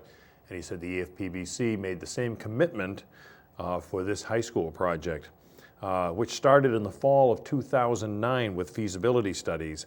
He said a total of 12 locations were studied. And this project will qualify and has been voted for receiving a $44.5 million state reimbursement from the Mass School Building Authority. The town share will be $85.4 million for a total of $129.9 million estimated cost of rebuilding the high school. Superintendent Bill McAuliffe, School Superintendent Bill McAuliffe, said there were three major goals in this. The first one was to provide the solution to the deficiencies in the current facility. The second one was to plan for and mitigate overcrowding for anticipated enrollment increases. And the third one was to meet the current standards for education, which he said this building does not do. Addressing those issues one by one, he said the current building has no seismic bracing, which all new buildings are required to have. The roof is at the end of its life. There are uninsulated, all the exterior walls are uninsulated. It has single pane windows. There are leaks, and numerous leaks, and he said the entire envelope of the school is failing. Doorways and fixtures are not handicapped accessible, and the HVAC systems, the heating, ventilating, and air conditioning systems struggle to meet fresh air standards even with the current enrollment. He said on the issue of overcrowding, the current enrollment at the high school is 1,150. That's up 27% since the year 2000, and the anticipated growth in enrollment of about 16 to 17% over the next 5 years. On the third subject, meeting standards of education, he says all the classroom areas and educational areas are being redesigned, and they are also being designed for maximum flexibility. He said since 1970, when this current building was designed, special education was standards have come and been carved out of existing space, and the proposed plan will double that space for special education projects. And he talked about the deficiencies in other curriculums in the current building. Lorraine Finnegan spoke next. She's the architect, head architect on this project. She said the building will be stripped right down to the frame, and also talked about moving the mechanicals of the building, the heating, ventilating, air conditioning, electrical functions out of the basement where they currently are, and as we've well learned in the past decade or so, right in the middle of a floodplain. She talked about the acoustic mitigation, which became very obvious here as the town meeting had to come to a brief halt several times as trains went past. She said that would be addressed. Also, parking is all being redesigned all around the school and into the adjacent playing field. She says this school currently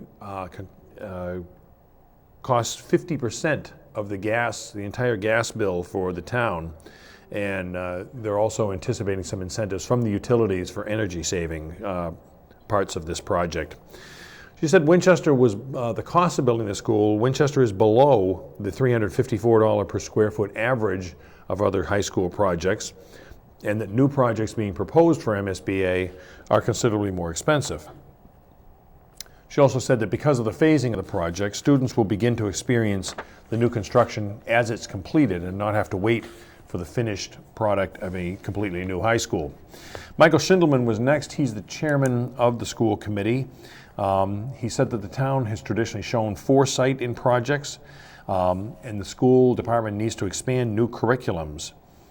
He also said there was no pride in this existing building, but he was very concerned, as the school committee was, that they would lose the funding if this isn't passed tonight, and an override passed, would lose the funding and would have to get back in line for reimbursement if it was not approved tonight.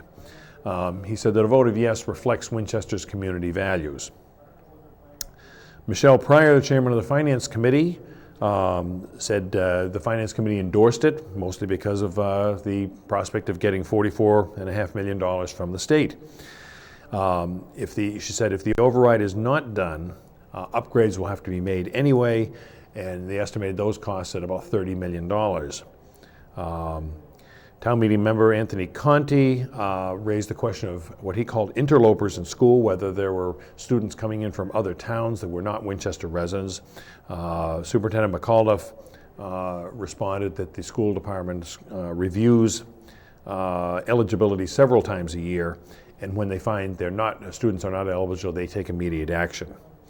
Town meeting member John Natale spoke about what he termed were misleading information on prior projects, such as the Vincent Owen School. He said the current school has approximately 45,000 square feet more than is needed within the existing building. He said the $450 per square foot cost is excessive, and that most MSBA funded projects average a little over $300. He referred to a quote unquote scheme to have the vote in a month other than a standard election month, such as November, and in an even year. And his final comment was that he felt that $150 million of expense would not add a single point to the test scores of the students in the Winchester High. Superintendent McAuliffe also addressed the mechanicals in the basement. He said that 20,000 square feet of that basement will be reduced to 6,000 square feet because of improvements in technology. And also on the question of the gym that was raised by Mr. Natale, he said that most schools do build larger gyms than required by the MSBA. And that some communities did in fact get lower costs because they came in at the bottom of the market during the recession of 2008, 2009, 2010. The next speaker was Jason Lewis, the town meeting member and state representative for the town of Winchester. And he referred to this vote as the most important vote in a decade. He said that it's a historic opportunity for a partnership with the state. And he said that the whole vetting process through Mass School Building Authority is very rigid and very thorough. And he said, he also mentioned that it was very unusual for the MSBA to support more than one project in a town at a time, which it is doing in this, having just finished the Vincent Owen School and moving right on to the high school. In his comments, he said, we forfeit $44 million if it's not supported by an override vote of the town on December 10th. And he said, in his words, it was a smart decision is to rebuild. Jennifer Wilson, speaking for the Board of Selectmen, said the Selectmen support it. They're seeking to control the total costs. And again, referring to the fact that the Mass School Building Authority goals are for sensible projects, and they have deemed this to be a sensible project. She also said the Selectmen intend to delay other large projects to minimize the impact on the taxpayers of the town.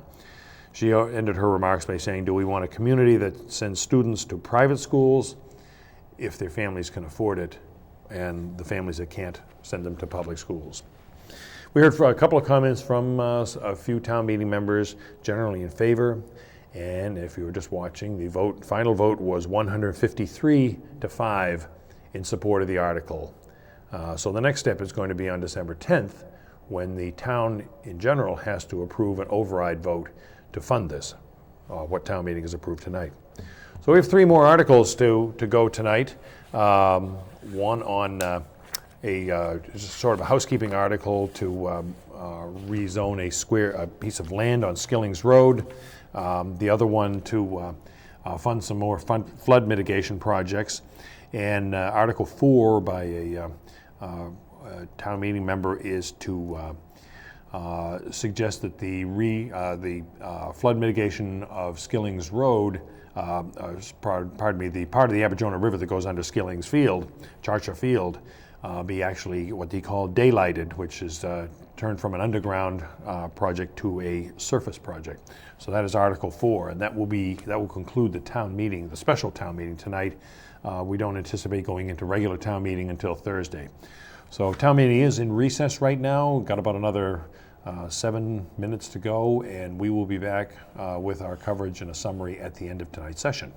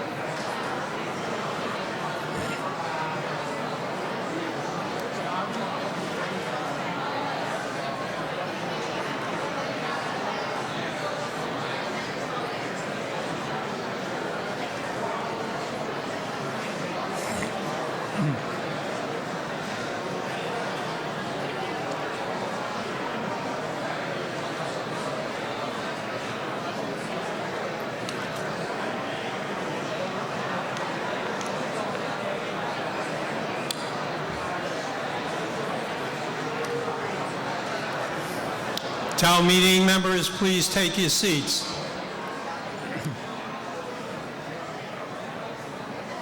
Hey, Jen.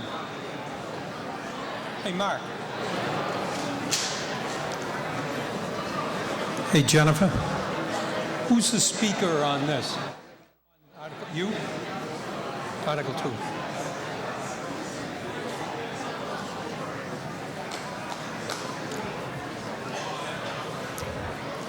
Town meeting will now be in order. Please take your seats.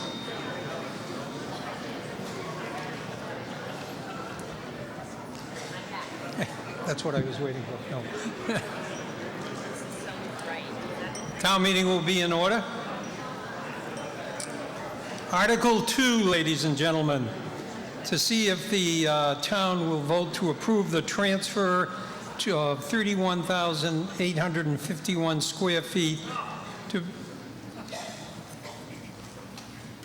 It's moved and seconded that the town meeting, acting in accordance with Massachusetts General Law, Chapter 40, Section 15, to approve the transfer, care, custody, and management and control from the Board of Selectmen to the School Committee as voted by the Board of Selectmen at their October 21st meeting, a certain parcel of land of 31,851 square feet to be used for high school athletic purposes, being a part of Parcel B as shown on plan entitled Town of Winchester Woburn Loop Parcels for proposed sale. Skillings Road to Swanton Street, John H. Chacha, Town Engineer, dated April 1st, 1994, recorded in Middlesex South Deeds, Book 24838, page 306. This is a Board of Selectmen article, and this also requires a 2/3 vote, and the chair recognizes Jennifer. Selectman Wilson. Jennifer. I'll answer to all of it. I knew I'd wake you up. As you've seen from the Article 1 presentation, the scope of the high school project includes not only the current high school site, but also Shasha Field and some adjacent parcels. The MSBA's reimbursement funding is based upon total expenditures proposed for the entire project site. When it signs its funding agreement with the MSBA, Winchester will be required to represent that the school committee exerts control over all of the subject property. The MSBA has identified one parcel of land that is not currently under the control of the school committee. The parcel is the Shasha Field parking lot, outlined in red, shown with the red arrow on the slide of the site. For those of you who have been around for a while, it is a portion of the former Woburn Loop. It stretches away from Skillings Road behind the insurance agency to the back corner of the town pantry building. You can see it behind me. And here it is a bit larger. And here you can see it as part of the renovated site. Today, although legal control rests with the Board of Selectmen, the day-to-day management of this lot resides with the school department. The Board of Selectmen does not have concerns in transferring control of this property to the school committee, particularly if it will help ensure full funding of the MSBA reimbursement, and we unanimously ask that you vote favorably on the article. Thank you very much. May we have a recommendation from the Finance Committee, please? The Finance Committee identified no financial impact on this article. Ladies and gentlemen, this also takes a 2/3 vote, and we'd have to count. Is there any opposition or any comments? Seeing none, if this is unanimous, then we won't have to count the votes. Otherwise, we will be 2/3. All those in favor of this motion, please say aye. Aye. Opposed? The motion passes, obviously more than 2/3. That brings us to Article 3, to see if the town will vote to appropriate a sum of money for the Abidjona River Flood Mitigation Project 6, which is called in the trade the culvert.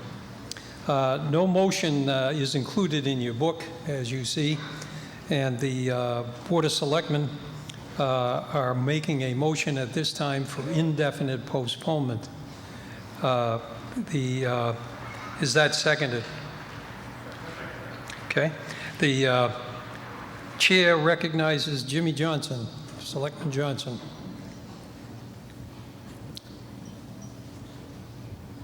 Are known as Selectman Jim.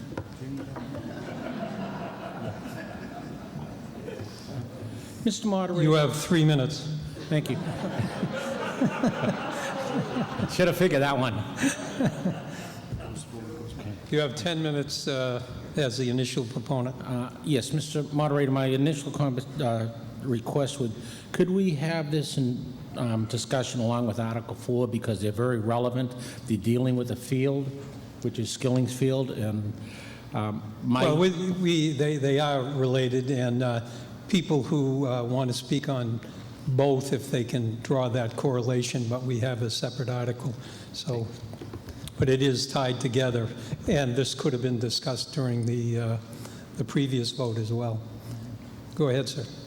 Good evening, and welcome to the special fall town meeting.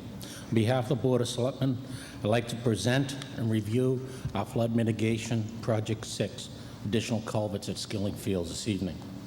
As part of the ongoing permitted plan that's going to address our flood issues in the town, we believe this project is crucial in addressing the flooding and the long-term town and high school related activities. Unfortunately, Winchester has experienced flooding over many years, starting in 1996.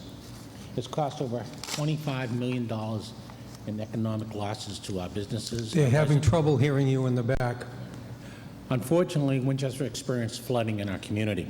It has cost the town, our businesses, the municipal government, and our house residences over $25 million. Here are some familiar sites. We have the Parkway, which we've done work to address. Flood mitigation on Manchester Road. If you remember when we did the Manchester Field project, we addressed that with drainage issues that were addressed. The Abidjona River, between Main Street and Waterfield Road. There's the post office, people waiting for the duck boat. Shore Road and Skilling's Road. Forest Street, Brookside Ave, Cross Street Bridge. Flood mitigation program began in 1999. The town commissioned the Abidjona River flooding, the site and the structure to improve areas around the Abidjona and Hon Pond Brook. In 2003, we started the MEPA process. This process cost over $1 million to complete. In 2010, several years later, we finally got approval and a MEPA certificate. MEPA allowed the town to begin the detailed design and construction process of all our projects. To date, we have completed 8 of them. Flood mitigation at the Central Falls, at the Mid-Lake Dam, and DCR paid for that. The relocation of the MWRA siphon near the train track, MWR paid for that. Channel widening, which we just completed. Central Falls Dams, sections 1 and 2. Shore Road Culvert. A small dam near the Morocco School. The Cross Street Culvert. Storm drain upgrades throughout the town, primarily on Main Street, Bacon Street, and Town Way. But unfortunately, we still have further to go. Future projects include the Craddock's Lock in Medford, which has started spring 2014 construction is anticipated. Scully Dam has to be improved. That is still out pending. Project 4 is the Mount Vernon Street Bridge. If you remember, town meeting authorized funding for that several years ago. We're in the planning and design stage for that. Skilling's Culvert, the addition, which we already put in. Swanton Street Bridge has to be enlarged, and the enlargement of the railroad bridge near the Morocco School. Those are projects to be funded in the future and be completed. Up on the map, you can see in blue the completed projects, in green the remaining projects. As you can see in this plan, if you squint, you can see the entire river section. Red are the buildings in a 100-year flood. It is our anticipation, once this program is completed, of the 273 buildings in the floodplain, 145 of these buildings will be removed, saving thousands of dollars annually to our citizens and businesses. We're here tonight to discuss the Skilling Roads Culvert project. On its face, we have 3 culverts presently that do not address the flood concerns of the community in high water. We need an additional way to exit the water at the beginning of Skilling at Swan Street to get out to the other end of the culverts on Skilling's Road.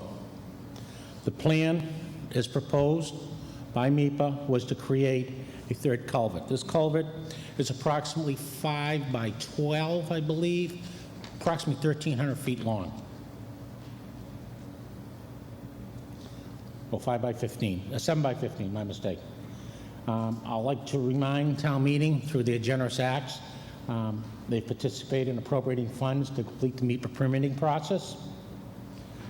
Town meeting previously approved 2 projects, 2 allocations for Project 6. One was $80,000 for schematic design in 2011. And then in the spring town meeting, you authorized $195,000 for the final design and permitting. Now, you may ask, what does daylighting have to do with this? Well, the board took it seriously, and we evaluated the daylighting options along with the culverts. Daylighting is having an open river versus a culvert or a closed river. Daylighting the Aberdona through the MEPA process was originally considered. It was decisions were made not to go forward with the daylighting at that time. The fall of 2013, daylighting alternatives once again surfaced. 4 alternatives were considered by our engineers. One was a full daylighting, which was a complete removal of the channels. This was what the board did for evaluation. The other one was a hybrid daylighting option, which included the existing culverts and a smaller river opening channel. Soil conditions along the tested route were evaluated. Coordinated with, our plan was to coordinate this with the high school project, and preliminary cost estimates were developed. Daylighting considerations had a substantial loss of the playing field. There was a relocation of an MWRA sewer line right in the middle of it. It couldn't be in a worse place. Unknown soil conditions along the daylighting route require potential and costly disposal under Massachusetts contingency filing plan. Potential downstream risk of mitigation, that soil just drifting down. We see what the silt did, is mentioned by someone else. That's a potential. Highly erodible soil such as peat have to be stabilized on the channel bed. That's an added expense. There also has a impacted tri-community bikeway and the proposed parking area for the new high school. The soil conditions, well, you know, those really do raise a problem. Skilling Fields approximately was a filled area between 1930 and 1960. It was reportedly used as a landfill, including demolition of municipal waste, municipal ash, and tannery waste. The fall of 2013, soil tests identified oil and other hazardous materials above a regulatory standard, which means we had to report them to the DEP on October 24th and 25th. While these preliminary tests show that it's not an intimate hazard, some risk does exist, and the Board of Selectmen will be following up with that in the next couple of months. Skilling Fields required action on the Massachusetts contingency plan. The daylighting auction, unfortunately, triggers additional analysis and costs to address the contamination. MSPC allows for utility projects to proceed prior to the cleanup of the site and doesn't really require as much material to be removed and less mediation. Now, this is what the board looked at for daylighting options. We looked at, like I said earlier, 4 of them. The first one you see is daylighting option on the westerly end. That is basically a brand new river canal along the western end of the field, abutting the former Woburn Loop land. It creates several issues and has some expenses to it.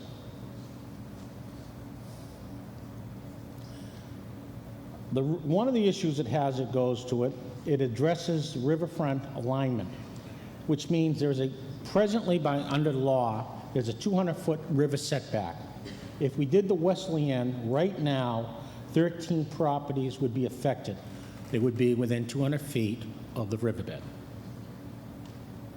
The daylighting alternative on the east side, which is along the railroad tracks, does have some issues also. That involves 21 properties that, based upon today's laws, are within the 200 river setback requirement. Culvert estimated cost. It's going to cost about in today's dollars, it's going to cost about $6.6 million to do the culverts. We assume there's approximately $700,000 savings by doing the projects in connection with the high school, leaving a net cost to the town of about $5.9 million. Daylighting costs are much higher. Jim, time's up, sir. Do you wish an extension? Yes. How much? 5 minutes? 10 minutes? Sure. I'm not going to use it, but John, if you're offering, I'll take it. Was that 2? Yes. No. It's moved and seconded that the speaker's time be extended 5 minutes. All those in favor, please say aye. Opposed? The ayes have it. Motion carries. Thank you. You're welcome. The full daylighting options are much more money. They range at a high point of $14.2 million to a low point of $12.8 million. The hybrid option ranges at a high of $12.5 million to a low of $10.8 million. Daylight estimating does not include any transportation bridges to access the field. I think that's it. Thank you very much.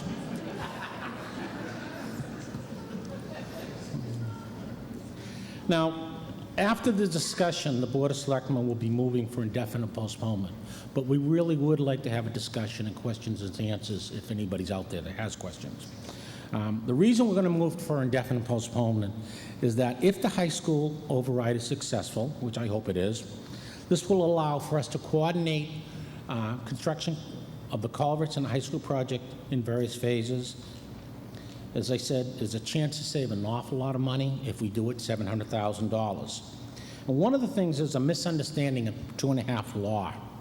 When we originally looked at this, we thought would bring the question up to town meeting, have them vote on it, and if it was successful and the high school override was successful, we thought we'd go forward in March to ask the citizens to support the culvert construction.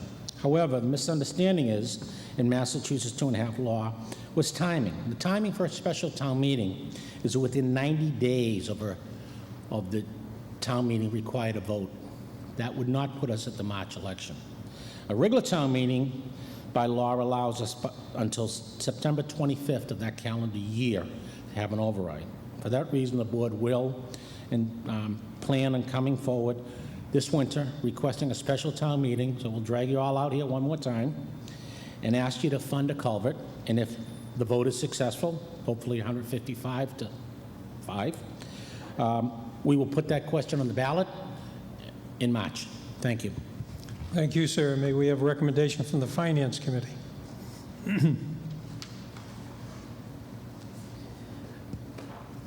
So while we still need to consider the 2 alternatives, Finance Committee would certainly encourage town leadership to take advantage of the opportunity to align the timing of the culvert work with the construction of the high school.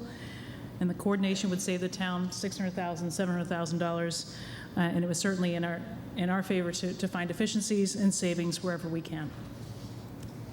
Further on the question, ladies and gentlemen. This is a motion for indefinite postponement. It just requires a majority vote. All those in favor of indefinite postponement, please say aye. Aye. Opposed? The ayes have it and motion carries. That brings us to Article 4.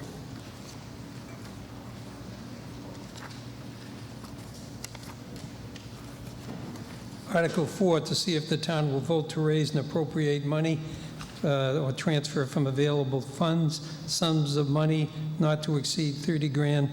And this is to authorize the expenditure of 30 grand in conjunction with the potential grants for an independent review of the daylighting. And the motion is on page 7. And this is a majority vote required, and it's a motion for $30,000. And I'll recognize the maker of that motion, the Planning Board, Drew Bataro.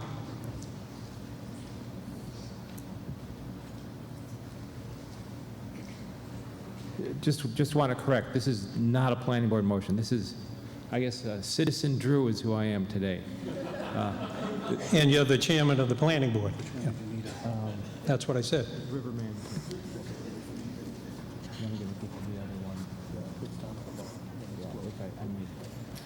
Yes, this is, thank you. This is a citizen petition. This is 10 citizens or more who just want the question examined as to whether the daylighting option is worth considering.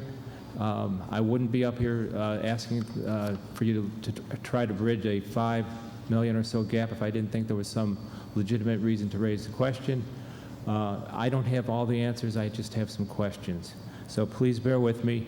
And I do want to thank Mr. Johnson, Selectman Jim, for the presentation on the flood mitigation. At the first point, just want to say that the daylighting option, according to VHB, the town's engineer says it is as good or better for flood mitigation than the culvert option. So right off the bat, we're doing fine. Okay. This is what we're talking about, culverts. They're exciting, aren't they? This is a fish that was caught Shore Road. I understand it's been submitted for a world record for a bass caught by a Barbie pole.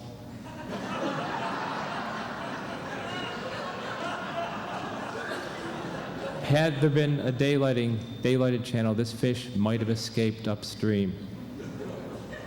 All right, more seriously,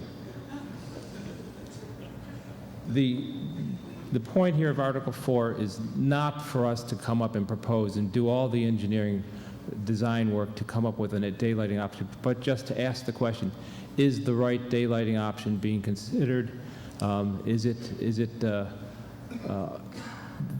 one that is fairly to be compared?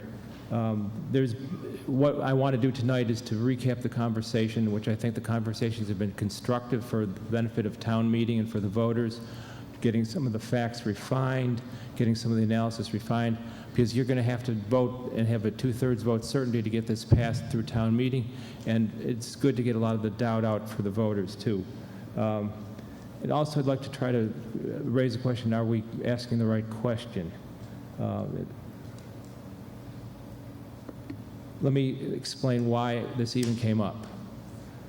I want to make sure this daylighting option is fully explored. Around Labor Day, I became aware that there was a natural resource damage fund that had been announced in January that's going to become available in first quarter, second quarter 2014 that has $4 million in it for remediation, rehabilitation of habitat on a stretch of the Aberjona from the south of the Industrialplex site down to the Mystic Lakes. Let me explain how this works. Roughly $4 million, I am rounding. At the end of the allocation of that money, it will be either Winchester $4 million, Woburn 0, or Woburn $4 million, Winchester 0, or something in between. It can apply to this project. Very likely, it's not a lock at all. It will be allocated along that stretch of river, but we have to be ready to apply for it. The money is there. I brought it to the attention of the town management. So we have a new factor in the environment which makes it worth thinking about the option. I want to say that other things have changed in the environment. The attitudes of the town have changed. We're now a green communities town. We have fish ladders at the Earhart Dam, the Mystic Lakes Dam, one that's being considered for the town center. So the environment is more of a factor. The daylighting the channel will connect the upper and lower parts of the Aberjona for habitat. And the idea is to embrace the concept of a living river, which I think in the abstract is nice if it doesn't cost money. I think everyone agrees with that. So what we're looking for is peer review of the design articulation. What I'm talking about is the choice of design concept, and I'll get into some of the specifics. Let me just make a couple comments on the analysis we've seen, which has been vetted to an extent by Weston and Sampson. The design alternative, the daylighting design alternative, was created by VHB. It was not created by any of the citizens. There was not input asked as to how to create this, how to design it. I'll get to some of the specifics in a second. These drive the cost. There have been some benefits of the dialogue so far. One is that the need for peer review has been validated. The original proposed cost for the culvert was $5.3 million, and I think the proposed cost now is 6.9, not the 6.6 on the slide. So the peer review detected a roughly 32% increase in the amount needed for the culvert. You'll see in a second there's been some suggestion by the citizens group, member of the citizens group, for a different field layout, which, looking at Lorraine, to be considered, reorients the ball field with the sun in the right fielder's eyes at sunset, which is the theoretical correct location, and it just works for parking and for the other, for the field objectives, for the bikeway as well. I think the filing of the warrant article has helped refine the expected costs and narrow the range of uncertainties, and that with the field borings has activated the question of full field remediation and the timing of that too, whether it's necessary, whether it's advisable at this point. So here's how I want to think about framing the conversation or reframing the conversation. We don't yet have what I would call an overall rivers policy. What do we want from each stretch of the river? Do we want habitat? Do we want recreation? Do we want development? We don't have a game plan, but it's good to start with that. I think we are getting out of the conversation clarification of cost estimates, but I think we're missing so far looking at the longer term costs and the overall strategy. All right, I think everyone knows the Aberjona River runs through Skilling's Field. The broad policy that we think is a good starting point, absent a lot of countervailing considerations, is generally rivers should be open to the surface. That's what everyone likes. Recap what the living river option is. Here is, it's a positive for flood mitigation. That's not the issue. It's a positive on habitat, design, features, and land values. And I think it's more attractive to the public when you think about a capital override, if it's similar cost. I think most people, I'm not going to speak for everyone, most people would think that an open river channel is more attractive, is a nicer feature than a culvert. Some people will disagree, but I think most people that would believe that. And I think when we're asking for $7 million or more for a culvert or for some flood mitigation project, it's nice to bring in a number of different constituencies. I also think it's a positive in the long run for field management, for protecting these fields, which is one of the drivers of the whole project. And I hope the field people agree with me after listening to this. Okay, what are we talking about, a living river? There you've got a picture with one of the resident night herons. Here's a repeat of the naturalized river. I guess we're calling it Charcher Field on a couple slides. West edge. Here's the field layout that I was talking about. You see the ball field moved 90 degrees, rotated. Still got 3 fields. We believe the requirement is that the west channel be used way to the west, which requires some navigation of the MWRA sewer. Definitely not going to run from that issue. Here's the current cost estimates. Recapping, peer review increased the new culvert cost from 5.3 to 6.9. The peer review was limited to reviewing just the calculations of the first engineering firm. The the design concept for the daylighting was accepted by Weston and Sampson, not challenged. And the gross costs in round terms, 11 to 14 million. We note that. There's a clear, large net current cost difference. Just want to ask, has the full question been asked? Some implicit assumptions. And I don't know the answer to these questions, but I think they're important to answer, and they may need an engineering study by someone not associated with the design team currently to get a clear answer for this town meeting and for the voters. That's the whole premise of the article. Not to say anything about the people working on the project, but at some point, people work on a project for 14 years, and you think that's when it's been, from the time it's been started. You get used to your conclusion, and maybe things have changed. Maybe there's a different way to think about it. So it assumes that the current culverts do not need replacing. They're nearly 50 years old. It assumes that the MWRA will not replace the sewer. They are problematic to work with, but I don't know what the timetable is for them to replace the sewer. It assumes that the NRD, Natural Resource Damage Funds, the $4 million I talked about, are zero. And then it makes an implicit assumption that, and commitment that by the town to maintain the culvert. I think at some point the current culverts fail and need to be replaced, and that's a cost that I don't know when that happens, but I know it's not cheap. So this is a cross section. I want to explain, you can't see it because of the detail, but at the top it's 43 feet, at the bottom it's 14. The V part is 5 feet, and the low flow. Excuse me, Mr. Pataro, your time has expired. Do you wish more time, sir? I wish 5 more minutes. It's moved and seconded. The speaker's time be extended 5 minutes. All those in favor, please say aye. Aye. Opposed? The ayes have it. The way the current town reviewed daylighting channel options have been costed is taking the full width as the VHB has determined the channel needs to be, which is 60 feet, not 43, plus 5 feet on either side for engineering purposes. Total of 70 feet down the full depth of the rectangle, excavating all of that, disposing of all of that, and at cost. Not just the V plus some other. The difference in cost, and I don't know whether it's possible to just excavate the V, but I do know that the cost difference is enormous.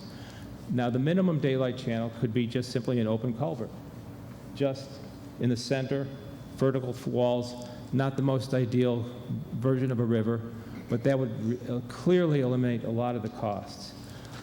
My estimate, looking at VHB's cost breakouts, could be $3, $5, $6 million.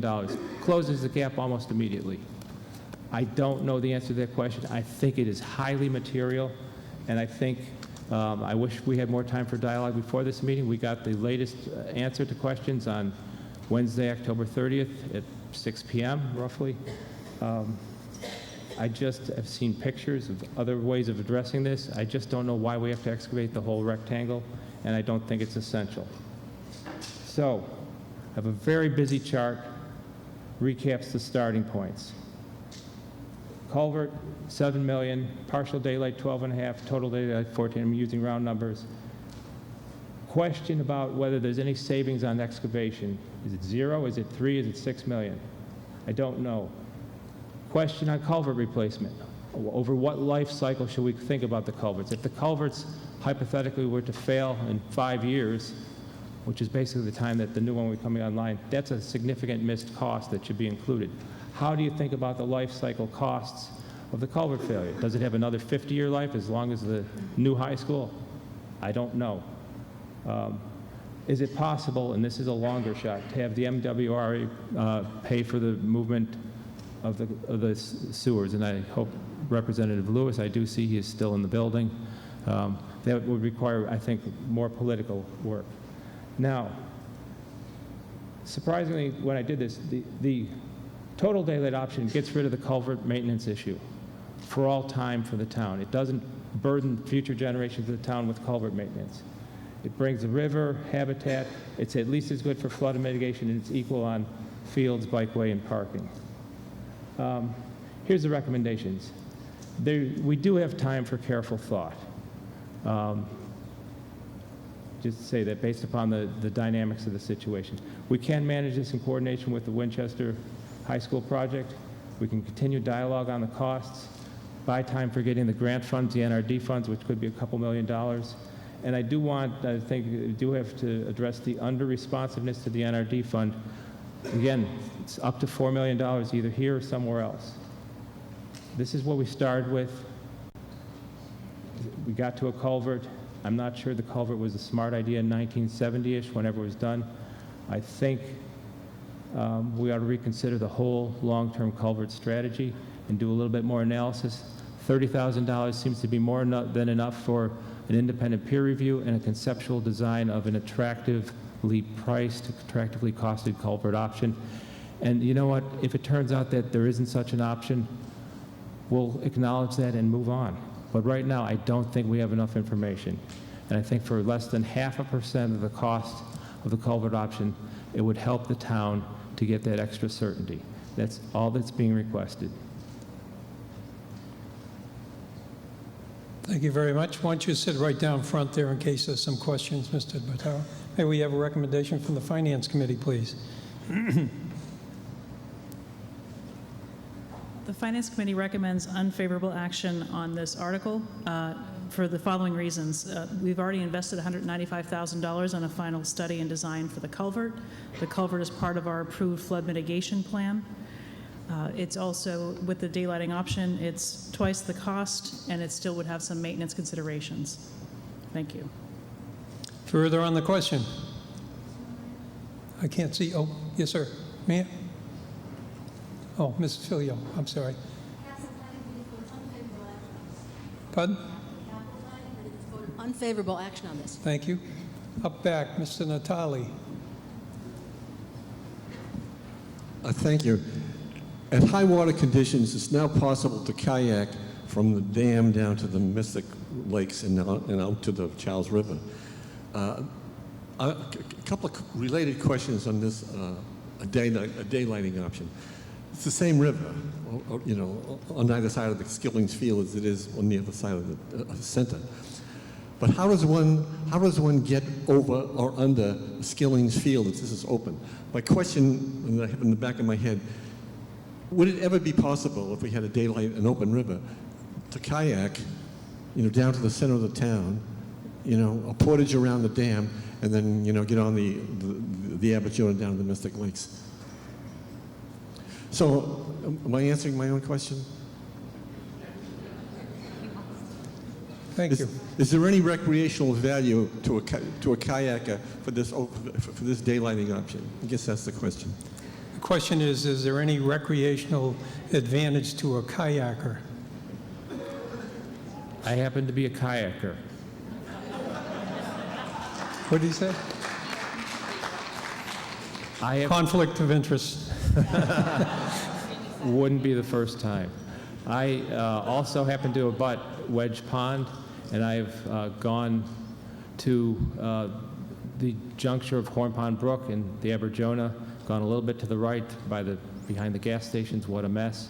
And also gone to the mouth of the culverts and been tempted to go through them. And I have declined that temptation. I understand that it has been done, but a quarter mile in the dark, not knowing what might happen when you're in the middle of the culvert and whether I'd ever be found, has prevented me. The answer is, with a low water channel and the right design, and that's what this study is looking to do, is try to find, is there a right design? You could kayak around Skilling's Field, further upstream, say to Davidson Park. Thank you. Up back. Yes, sir. Thank you, Mr. Moderator. Question. The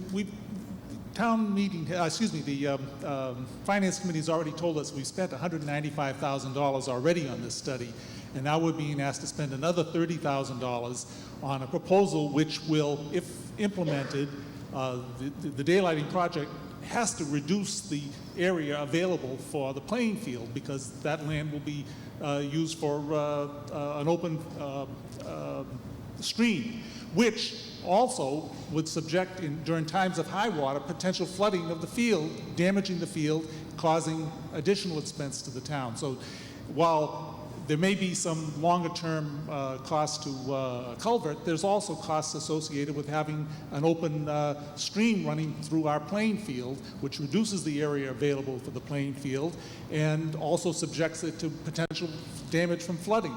So, you know, frankly, I don't see the sense to this proposal, and I would ask that it be defeated.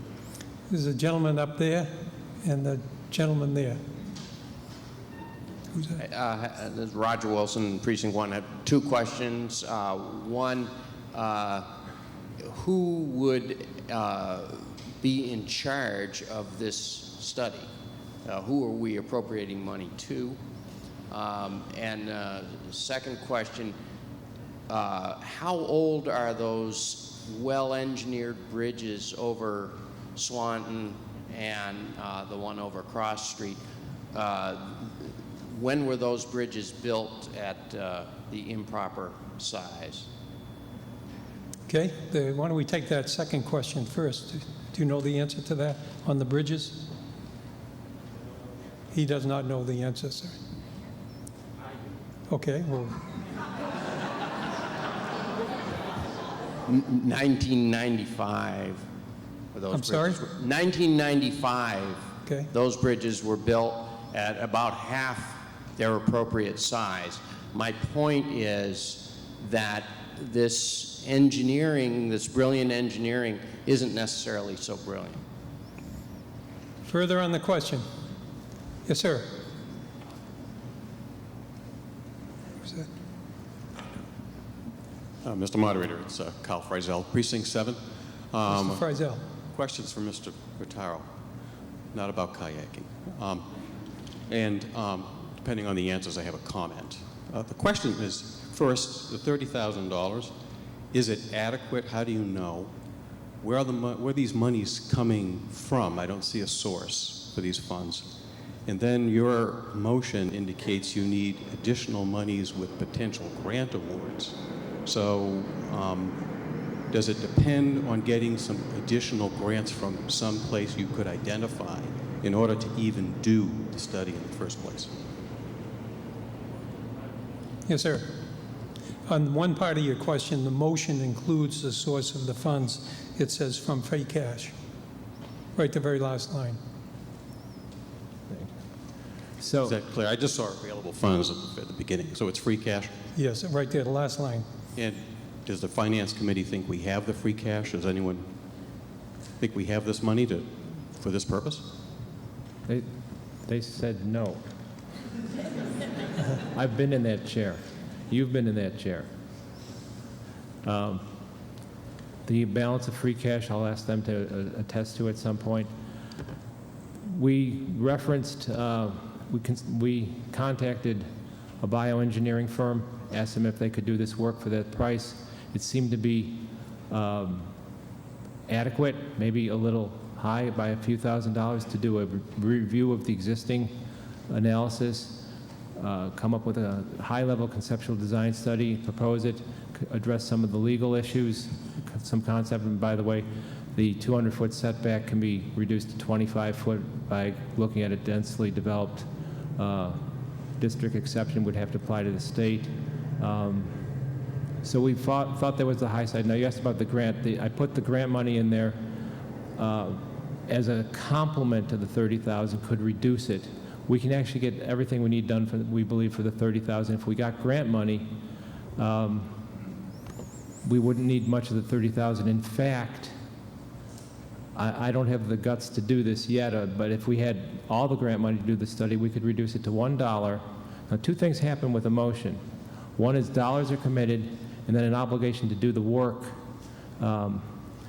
goes on. At $1, if this was moved to be reduced to $1, we would still get the independent review, but we'd have to find grant money.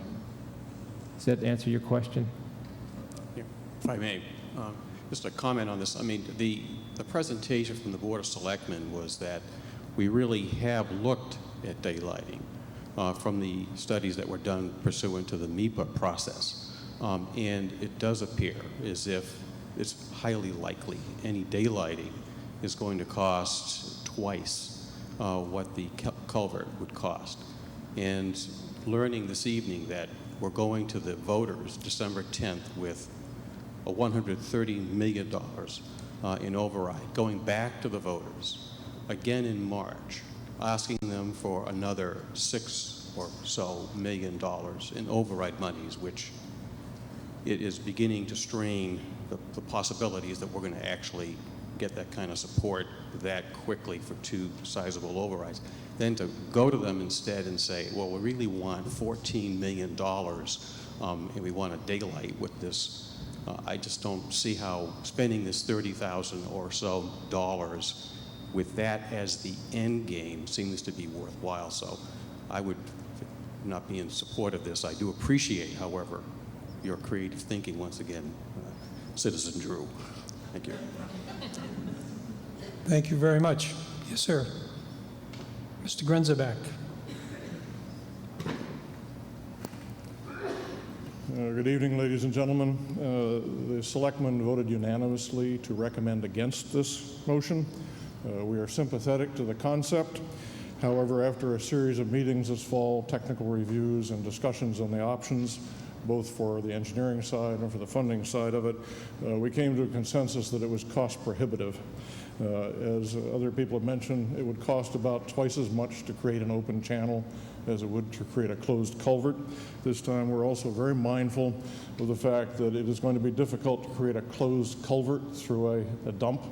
To create an open channel leaves us open to a considerable number of risks and environmental concerns. I think Mr. Johnson mentioned for 50 years that area was used as a dump.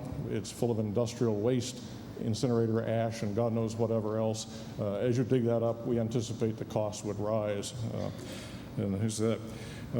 We have very limited funds in free cash, very limited funds in capital, and during the course of the regular town meeting, you will hear considerable concern about our being unable to fund very good projects that are completely needed and very soon. We do not think at this time that investment of this $30,000 is a very cost-effective investment. Having said that, we do not preclude talking more about it, looking for grants to study it. We will be, as Mr. Johnson mentioned, continuing to look at and bring back to town meeting and the town as a whole the question of what to do with the culvert over the next several months. So we have an opportunity to look at this. But at this time, the selectmen are not in favor of spending the additional $30,000 to explore this project. Thank you. Are you ready for the question? Yes, ma'am, and then the gentleman up back. Right, ma'am? Oh, I'm sorry, you're looking for the mic. Sorry. Take your time. Hi, Carol Savage, Precinct 5. A question on to the proponent, the citizen group, and to the Board of Selectmen. I applaud this group of citizens for coming forward with this new information, which I think is creative thinking. My question for the Board of Selectmen is this fund, the $4 million fund, was it factored into your decision-making about your recommendation for the culvert? And if we don't authorize this funding, are you saying that you might consider doing a study yourself of this daylighting option with this new information about this natural resources fund, which is still a little confusing to me what that fund is. But that does seem like $4 million that could potentially be used for this project for something that could possibly add value to the town. And if we are going to need to do this work on the river to spend $30,000 or up to $30,000 to study all options, seems like a sensible approach. I guess to the question on the industrial plex funds, I believe Mr. Bottaro spent and others have spent. Can't hear you. They can't hear you. To your question on the EPA funds, the industrial plex funds, we're told that there's up to $4 million available. We did some, Mr. Bottaro and our consulting team took a look at that. It's entirely possible that Winchester could capture some of that monies. I very much doubt that we would capture all of it. It's not even clear that we'd capture half of it. It certainly is an option for us to look at. It could be used anywhere along the river. from the Woburn area down to the Mystic Lakes at this point. So it's not bound to a particular point. If I understood the research that was done, the particular conditions for that grant have not yet been finalized, so we do not know whether it would be eligible for culvert work or not. So we are not at the moment proposing to undertake a study of the daylighting in addition. However, because we have some time in the next couple of months to consider the culvert details, we certainly would be open and continuing the conversation to see if it's feasible. At this time, having looked at several daylighting options both in the past and over the last several months, again, it does not look like to be a very cost-effective investment. Putting in the culvert, I should point out, does not preclude the town at some point in the future from building a daylight channel also. If the technology and the willpower and the money are there in the future, one could have both in the future, but at this time we do not feel we have the funds available either for the study or for the capital investment. In the back row up there. Yes, sir. Back row. Yep.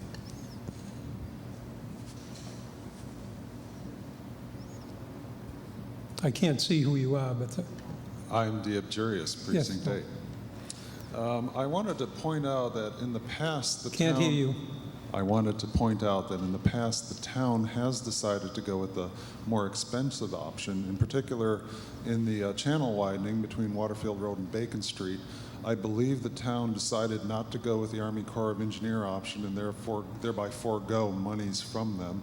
And please correct me if I'm wrong. So the town had decided to go with a different design because of aesthetics and perhaps traffic mitigation on the road there. But we have made a decision to go with a more expensive option when we looked at the values. The one point that Mr. Botero raised that I think I would really like to know the answer to is, in all of the studies of the culverts, did the current state of the existing culverts, was that studied? Do we know whether they're in good condition? Will we have to dig up the rest of that field to replace them in the near future? Or can we rely upon them for, push it off to another generation to pay for? Thank you. Okay, the gentleman's question is, did you guys hear it down here?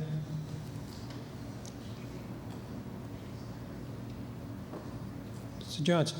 Yes, the town has evaluated the culverts. They're still in very good condition structurally, and we anticipate at least 2 generations, 25 plus years of use in the present culverts. And we have our engineer here if you'd like to get a further explanation of it. Yes, sir.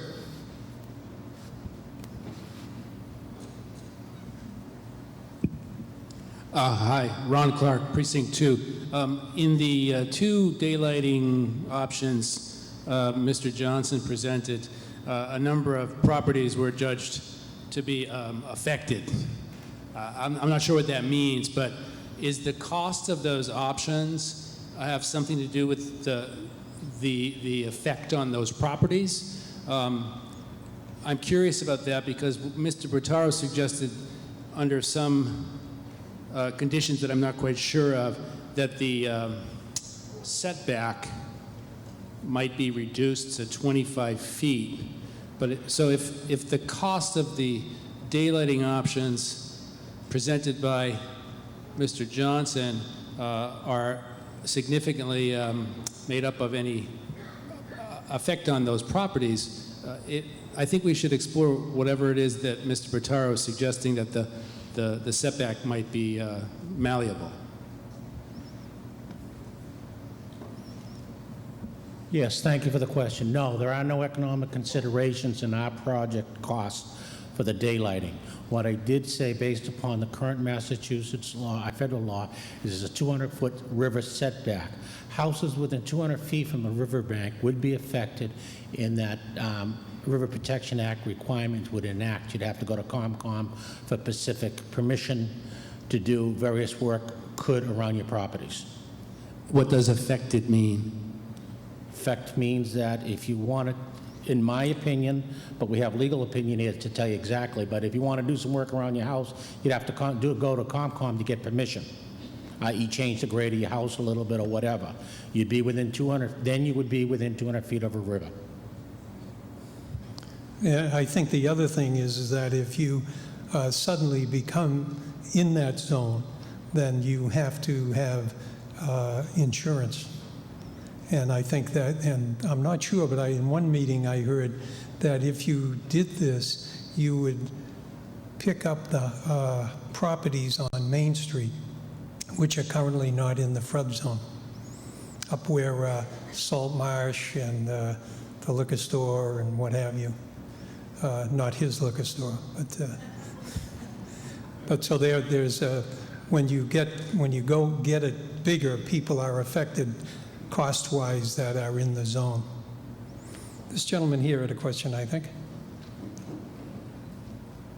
Nathan Rome, Precinct 1.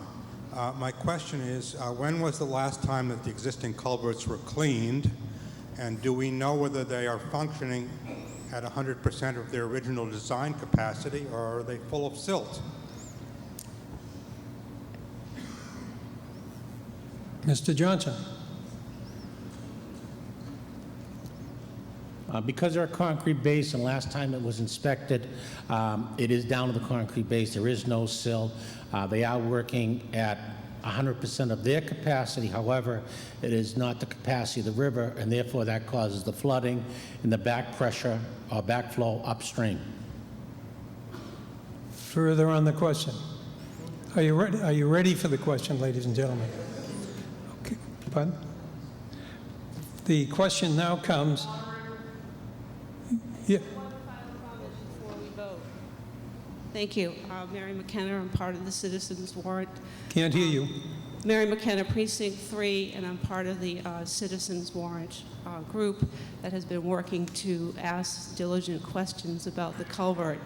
And I just want to say that the daylighting scheme that has been studied by the town's consultants is not the daylighting scheme that the citizens have drawn up and studied.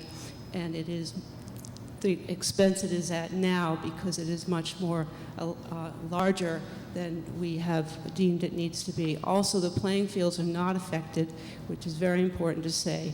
And I wish Drew could put that slide up again before we vote. And we are doing a high school. We're doing an educational facility.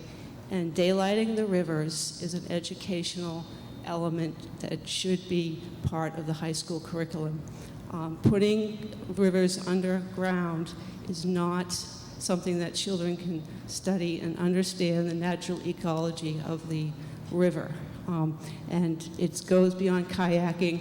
It goes into habitat study and also hiking, biking, walking, and children really understanding the environment. We are a green community, and this goes well beyond just sticking a culvert underground. Thank you. Thank you. Are you ready for the question, ladies and gentlemen? Okay, the question comes on the main motion to see if the town will authorize the expenditure of $30,000 in conjunction with potential grant awards for an independent review. And it reads just as on page 7 in the handout. So this is a majority vote, and we'll try it with a sounding motion. All those in favor of this motion, please say aye. Aye. Opposed? No. I would say the no has it. Is that challenged? That gentleman's challenged it. That's fine. Tellers, be ready to count. All those in favor of the motion, please rise, and the tellers will count.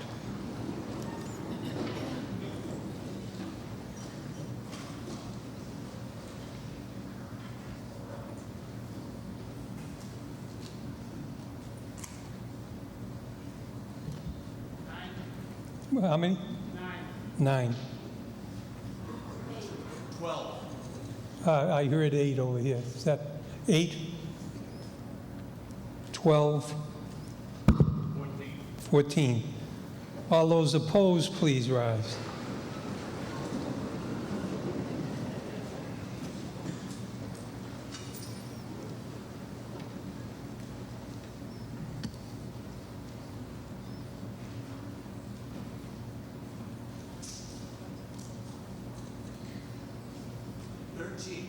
Thirteen. 30. 27. 24.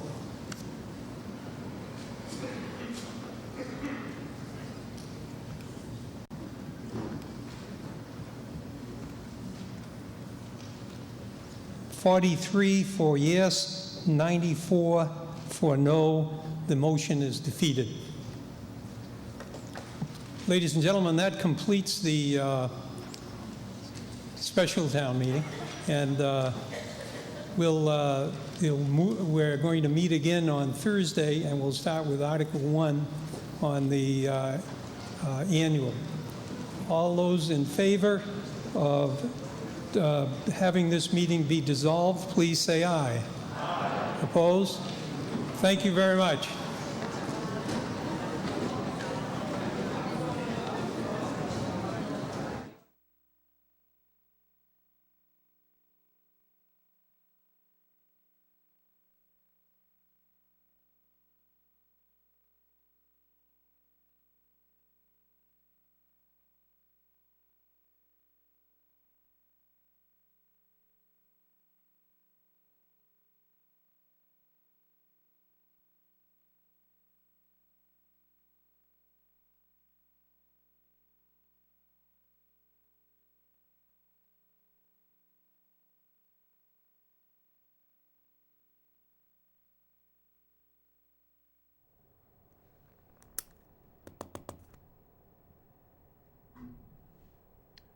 All right, ladies and gentlemen, I'm Alan Iden.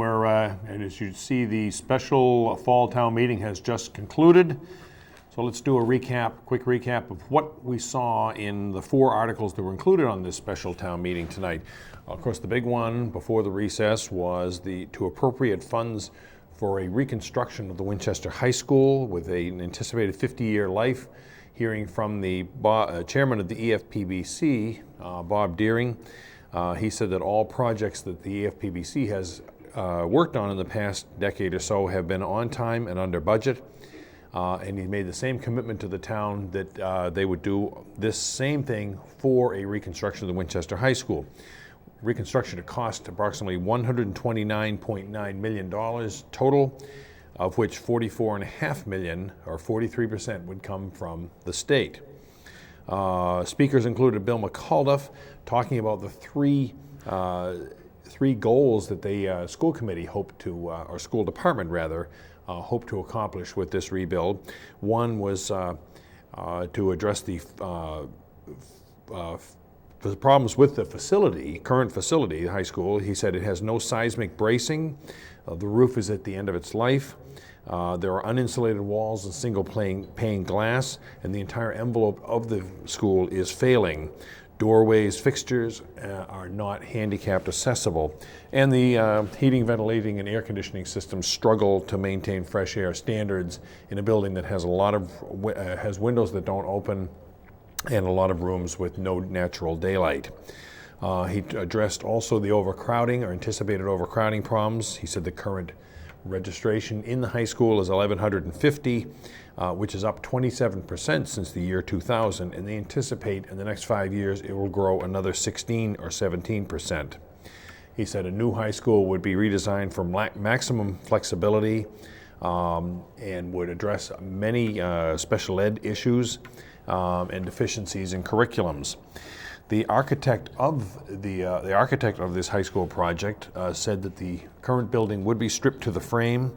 The mechanicals of the building, such as heating and ventilating and air conditioning, would be moved out of the basement, which of course is in a floodplain. Acoustic issues would be addressed, such as the noise of a train that puts town meeting on pause. She also addressed the cost, saying that Winchester's cost of $354 per square foot were below average. New projects are coming in substantially more expensive. And she also said that because of the phasing of the project, students would experience a new high school as it is being built rather than having to wait for the completed project. Michael Schindelman, the chairman of the school committee, said that the town shows foresight in its projects. He said there is no pride in this existing building, and the town would lose the funding, the $44.5 million from the state, if it was not approved, and would have to get back in line for any kind of state aid on it. He said a yes vote on this reflects the community values, in his opinion. Michelle Pryor from the Finance Committee said the Finance Committee endorsed it, mostly because of the state reimbursement. She said if the override is not done, if this is not approved and the override that will follow on December 10th is not done, the upgrades will have to be done to the high school in any case at cost of somewhere around $30 million. One town meeting member raised a question of what he called interlopers in the school. In other words, students that actually don't live in Winchester. The superintendent said that that is reviewed by the school department several times a year, and they take action if they find anybody who is not a legitimate Winchester resident. Town meeting member John Natale spoke for several minutes, citing what he called misleading information on prior projects. He said that the current school has 45,000 square feet more than it's needed, that the $450 per square foot cost is excessive, and that MSBA projects average about $300 per square foot. He called it a scheme, in his words, to have the vote for an override in another month other than November in an even year. He said, in his opinion, $150 million expenditure would not add 1 point to test scores. State Representative Jason Lewis spoke next in support of it. He said it was one of the most important votes that the town would take in a decade, an opportunity to partnership with the state. And he also says the vetting process through the Mass School Building Authority ensures a quality construction at a reasonable cost. He also said it's very unusual for the MSBA to even consider two projects at the same time, as they've been considering the high school as the town was still finishing up the Vincent Owen project. He said in his opinion, the smart decision is to rebuild the current school. Jennifer Wilson, speaking for the selectmen, said the selectmen support it and are seeking to control the costs. Said the MSBA goals are sensible projects. But she also raised the question of asking rhetorically, if we want a community that sends, where affluent parents send their students to private school and the rest send it to public school.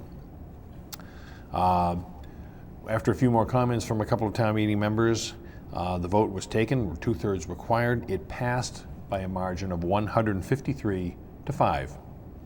After recess, there was article number 2 was an article to transfer 31,851 square feet of land currently under control of the Board of Selectmen to the school committee for athletic purposes, and that being basically the parking lot behind the insurance building on Skillings Road, on Shore Road rather, Skillings Road rather, that currently serves as a parking lot for Charcher Field.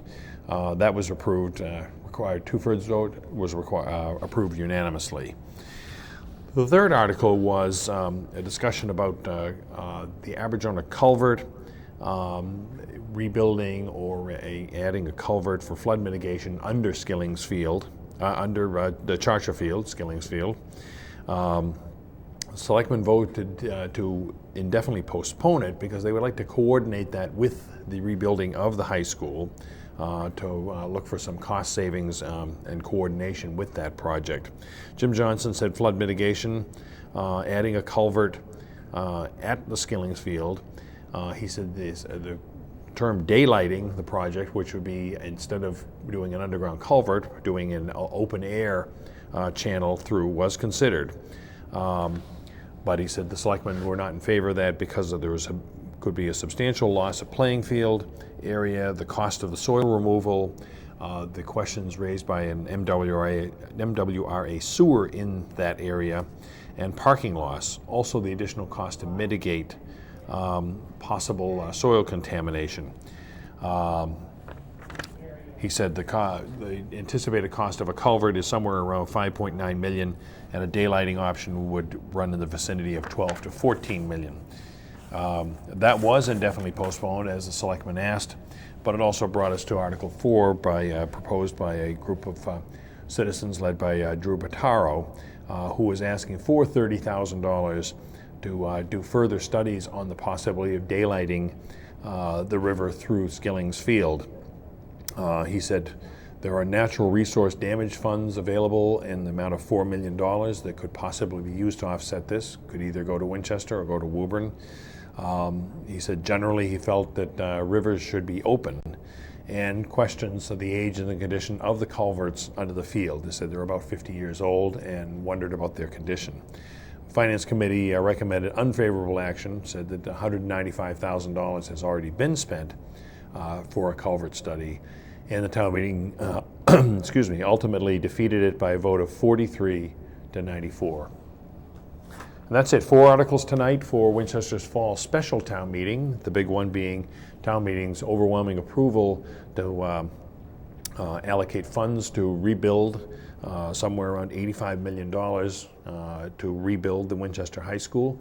That, of course, is subject to an override vote, which will be held on December 10th for the residents of town to approve the funding for that project. And that will bring us on Thursday to Winchester's annual fall town meeting. And we'll be here with our live coverage of that town meeting. So we suggest you can either watch it on channel or you can stream it on the web at wincam.org, wincam.org. So all of us here at WinCam, the crew and cast that brought you this tonight, I'm Alan Iden. Have a great night.